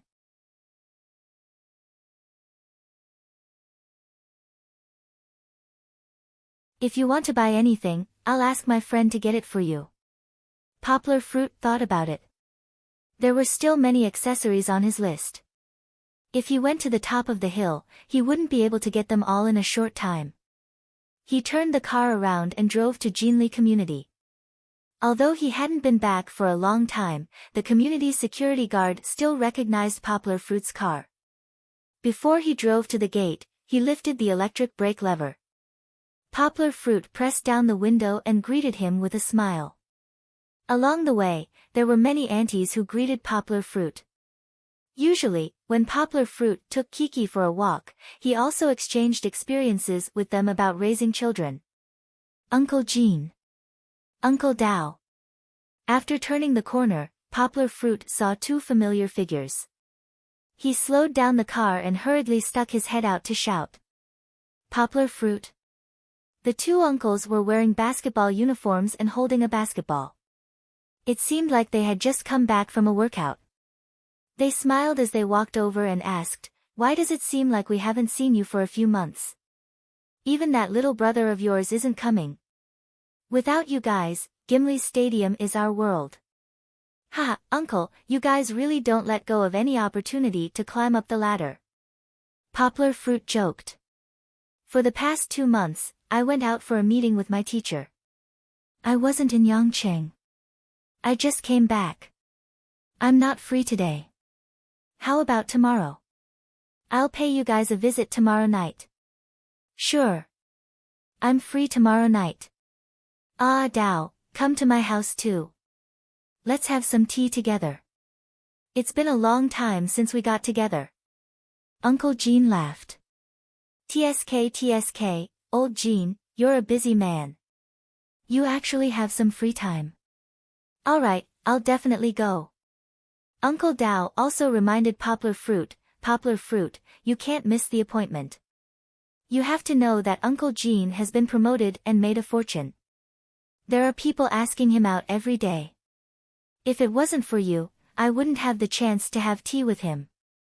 Ah, Dao, you're making things up about me again. Uncle Jean laughed. Poplar Fruit, you care about these things. Poplar Fruit and the two uncles became good friends because of basketball. There was no exchange of benefits, and he wouldn't purposely curry favor with them. Thus, he only congratulated Uncle Jean before driving back to his building. I'm here. Poplar Fruit parked his car and called in advance to greet Song Jiwen and Chen Anlin. So what if you're here? Do you want me to pick you up? Song Jiwen clamored. The hot-tempered Chen Anlin wasn't as impulsive as Song Jiwen. Instead, he answered in a very polite manner. It seemed that his family was very strict.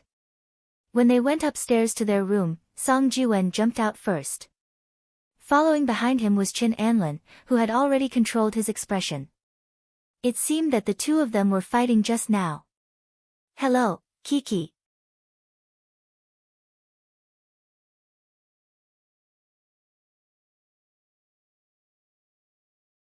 Chen Anlin felt that she had taken over the place and was a little embarrassed to face Poplar Fruit. Thus, she changed her target. Clapping her hands, she smiled and wanted to hug Kiki. I don't want to hug. Kiki raised her head proudly and ran past Chen Anlin's feet. She first patted her own door, but it was closed. Then, she ran into Song Jiwen's house. Lao Gua. You're finally back. Hurry up and take her away, take her away. Song Jiwen jumped behind Poplar Fruit, waved his hand, and shouted. What did I do to annoy you? Why are you so unhappy with me? Chen Anlin raised her eyebrows and said angrily. You didn't annoy me. You didn't let me sleep on weekends, and you called me more than 10 times a day. If I didn't come home on time, you would beat me up. Song Jiwen rattled on and on about Chen Anlin's crimes, as if he was the white-haired girl who had been tortured. Poplar Fruit asked you to help me. Did you do it? Chen Anlin curled her lips and retorted unhappily, you only know how to play games every day. Can't you be a little more mature? You said you would help me find a house, but there's been no news until now. I've been urging you every day, but have you ever listened to me? Now that Poplar Fruit is back, I still haven't found a place to live. Chen Anlin felt wronged, but she expressed her grievances with anger and violence. Yang Gua had no choice but to stand between the two of them, preventing them from fighting again. You're tuning into the Dreamy Chapters YouTube channel. We're so grateful for your support, and don't forget to subscribe to join us on this incredible journey through captivating stories. Your generosity through donations truly makes a world of difference, as it's the primary source of revenue that allows me to expand and enhance this channel for you. Thank you from the bottom of my heart for being a part of this adventure.